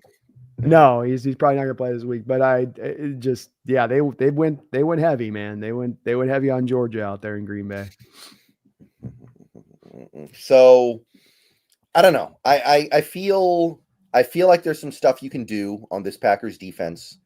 How do they do against the run? Because I know everybody's going to be really eager to test out our new running game, which finally found success really for maybe the first time this year on the Green Bay Packers after doing so well last week. How do you think they'll hold up?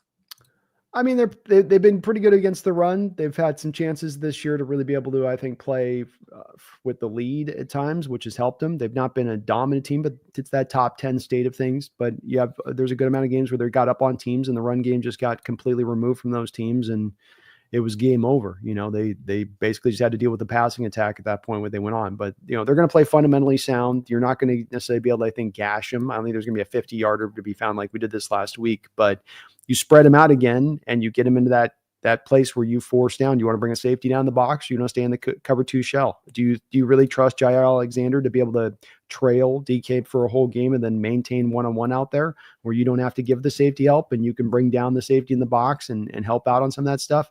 So we'll see how that adjustment goes from the Packers, but I don't think that there's any easy answers to that. And that's why I think that gap scheme is something that you can really build upon going forward. When it comes to the zone stuff and the failures there, Brendan, that was as much because you couldn't push guys off the line of scrimmage. I can't get this guy to move a yard backwards. I'm giving up penetration into the backfield. And with this gap scheme, a lot of it's just about getting a numbers game to the side of the field as it is about pushing guys off the line of scrimmage. And it's one of the beautiful inherent parts of this offense is it's not with the spread scheme always based upon in the run game, just driving guys off the line of scrimmage.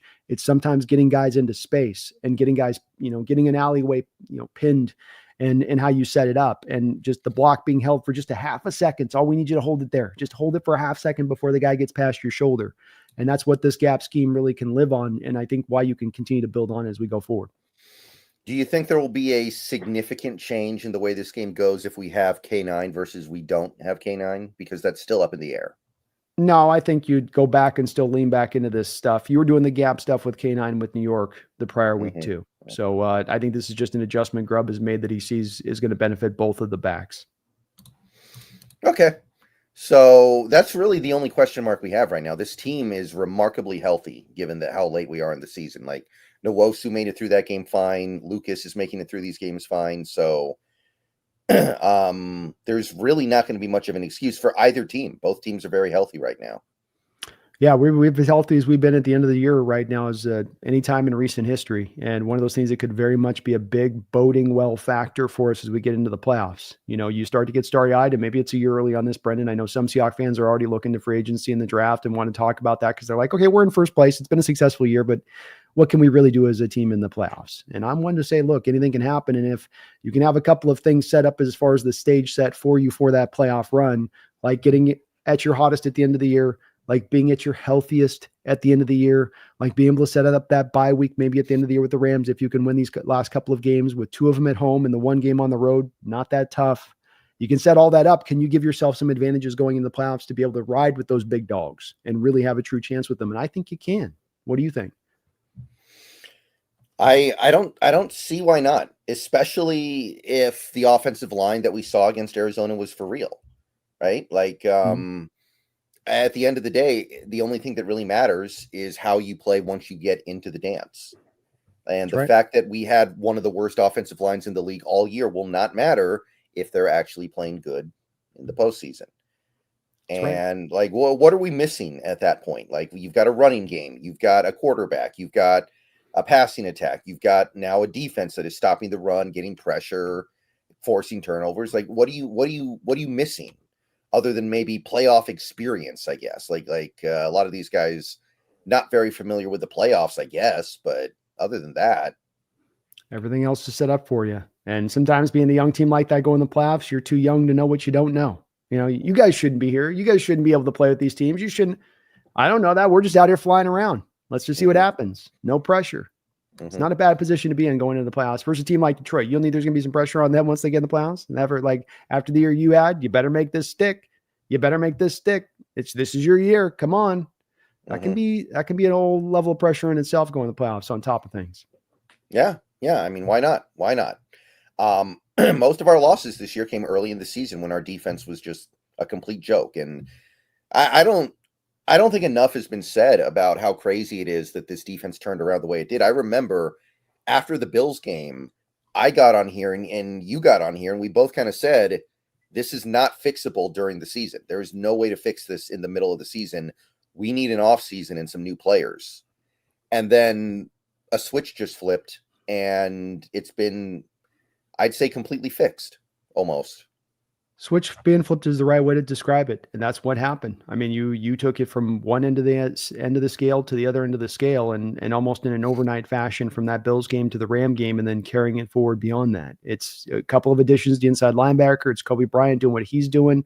It's the health of the team getting a little bit better on that defensive line. Certainly all that working together, but it has been a flip switch that's hard to see that coming in the way it has. It's been remarkable. And we're about to go in this offseason like we talked about earlier in the show going, well, we've got a nose tackle. And if we release this guy, we might have to go get an edge, but a backup edge at that.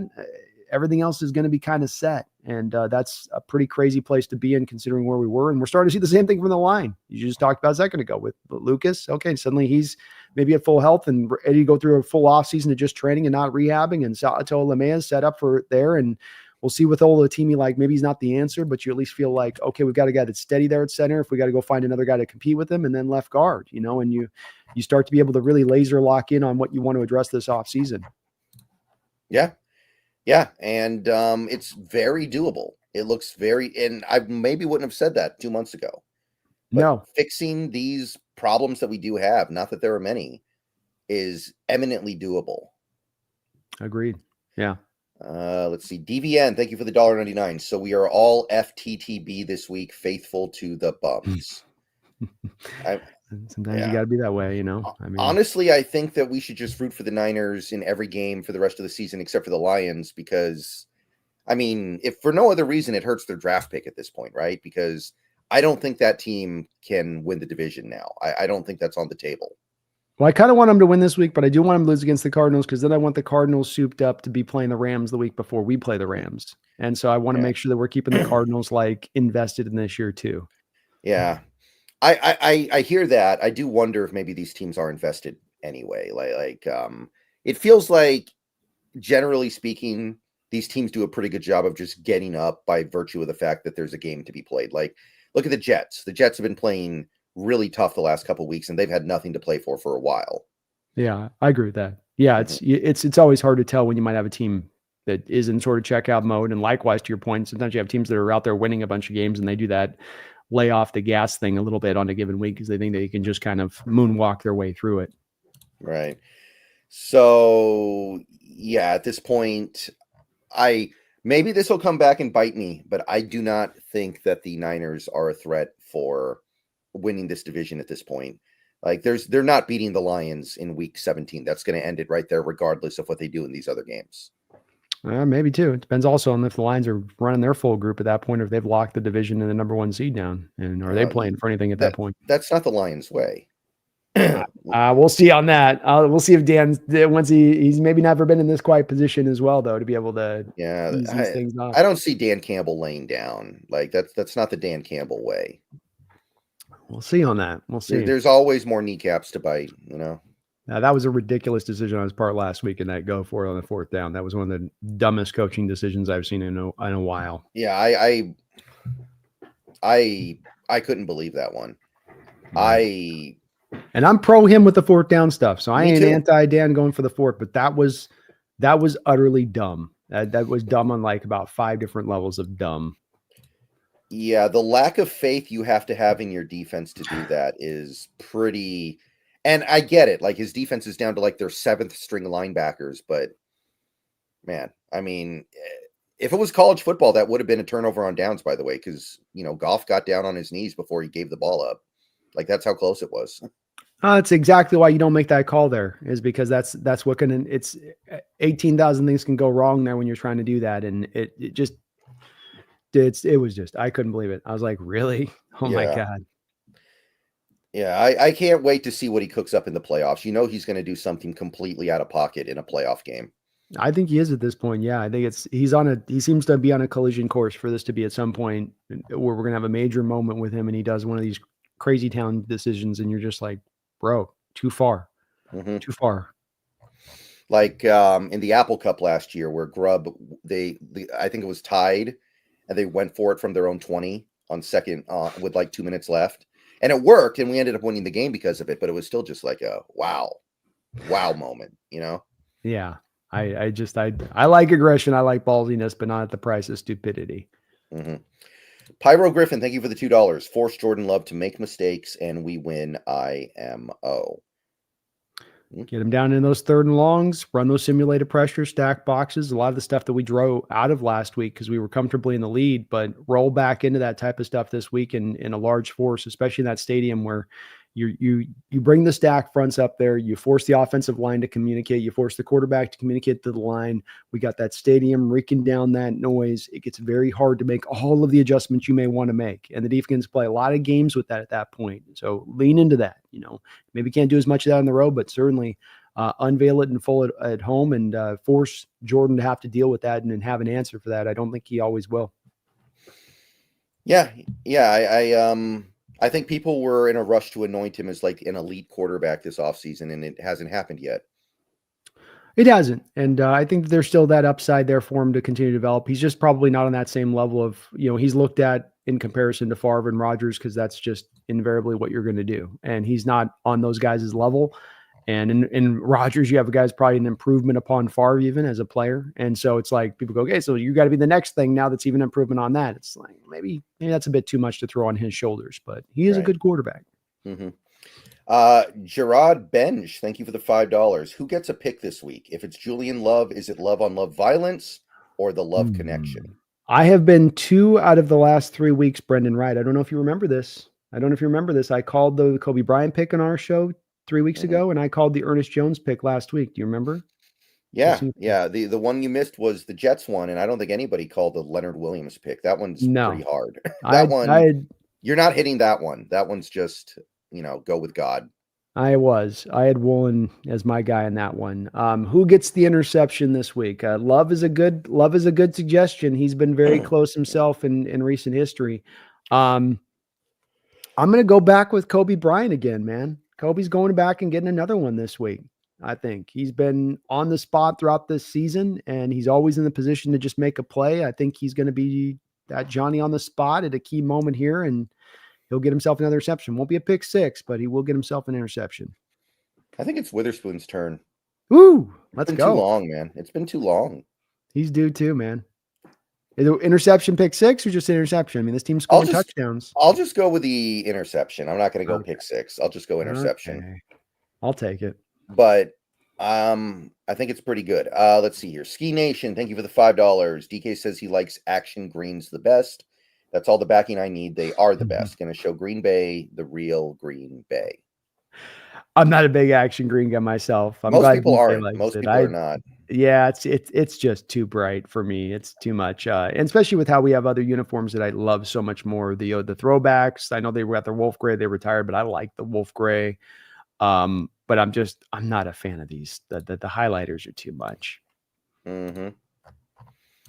Yeah, you can't tell me they're better than the throwbacks, the blue throwbacks. I think wolf gray was better than action green, honestly. Yeah. But who knows? Maybe you trick Love because it looks sort of green beige colors. So maybe there's some times in this game where you get him like glitching out a bit, where he looks over and he's like, "Go, wait, no, that's not my Packer uniform." Maybe I'll take whatever advantage I can get. But yeah, action greens we can do better. Yeah, I think we can do better. The segment of the fan base who loves it really loves it. They're very vocal in their action green. All right. So I think we just need a prediction. What do you got? I think we do just enough in this game offensively. I think it's a close game. I've been sliding all over the place on this one, but I'm gonna go with 27-24 Seahawks. You pull it out in prime time, or 24-21 Seahawks, kind of something in that area of things. I think you do enough on both sides of the ball. Game-changing turnover here or there. Gino plays a clean game. Special teams with Myers and Dixon does what they do. And that's enough to go get you the win in this one. I think prime time helps you on this one. I think it's even better than being at a 1 o'clock time frame, having it at prime time where that fan base will be turned up to 11, I think, especially with what they know it's at stake coming into this game. And hopefully they can be enough to kind of push it over the top in that way. I kind of like that. I'm kind of on the same the level as that. I'll go 30-27. Little bit higher than you, but the same idea. I think we get this one. It took me a while to talk myself into it throughout this week, but the more I've been thinking about it, I'm like, maybe that Packers team just they've beaten one good team this year. They beat Houston, right? Maybe there's like some kind of aura with that Green Bay team that is making us overrate them, and they're actually not that good. Maybe they're kind of just like a decent team. And the more I look at it, the more I'm like, they really haven't done that much that's all that impressive this year.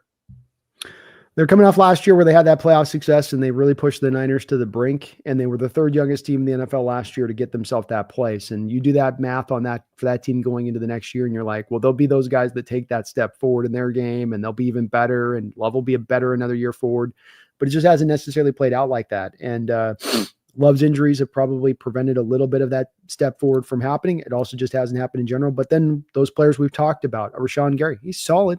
But I think that they thought, especially when they signed that recent contract, that there would be another step to his game that he would take forward. Lucas Van Ness, who would, start to rise up and become the player that they thought when they drafted him. These guys have just Wyatt with the Georgia kid as a 3-tech defensive tackle who's just not really developed for them inside as far as he's not been bad, just not been what you need one of these guys to kind of click in and go that extra step. This is why we're having that discussions, for instance, on some of these guys like a Myles Garrett and a Max Crosby and whatnot, because if you aren't going to get the step forward from in-house, you probably are going to need it on your defense somewhere or another if it's not going to happen in-house. So that's where there's an opening here, especially to me on them on the defensive side of the ball. They can score some points on you, but I think you can get after them on the defensive side of the ball, that there's some clearings in there to be had.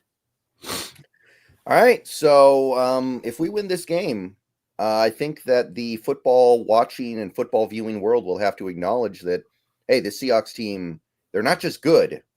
They're pushing up to great. I think at that point, it'll be pretty undeniable. Some people are still a little hesitant to give the team full credit, which I kind of understand. I kind of get why they're holding back a little bit, but You win this game, it could be off to the races. It could be off to the races, and I'm ready for it. I am too, and I get the reticence too. You've got teams like the Eagles and the even this Packer team or the Lions team or the Vikings team that have been good from sort of start to finish in this season, and that they performed at a consistent basis versus us being Johnny come lately. And we just sort of got, we've just sort of been here at this state in the last 4 weeks. So it's on us to prove this and sustain this, and hopefully they can. And no doubt, regardless of it being about just this year, it's such an encouragement for us in the long term, Brendan, and into the future seasons for where this team's going, because we were on the right path. We're on the good direction here. It's just, building on this base now. All right. So we both think we're going to get it done. We're both feeling pretty decent about things. And we will convene in a week to see if we were right or not. So, Brandon, thank you for coming out and doing this with me today. My pleasure, man. Thank you for having me. Thank you, everybody, showing up today. We got close to 400 people in the stream right now. Let's go. So we will do it again next week. Obviously, we're both going to do our own things throughout the week repeatedly. There will be videos, streams, all that kind of stuff. So thank you, everybody. And this is the final test, guys. This is the final test. If the Seahawks find a way this weekend to beat the Green Bay Packers, it's not going to be a secret anymore. Everybody's going to be talking about them. Everybody's going to be giving them credit. They're going to be lined up to give them props. And we will be on the cusp of putting together that playoff run that we were thinking about earlier in the season, kind of sort of forgot about after the way things went for a little bit, but it's back. It's back. And just enjoy it while it's here, man. Enjoy it while it's here, because it won't be here forever. But we're going to find out a lot about this team Sunday night. So we're going to go ahead and hit it. Going to get out of here. And then we're going to do everything we can to help the guys get up and get ready for this game and get the win. So go Hawks. Go Hawks.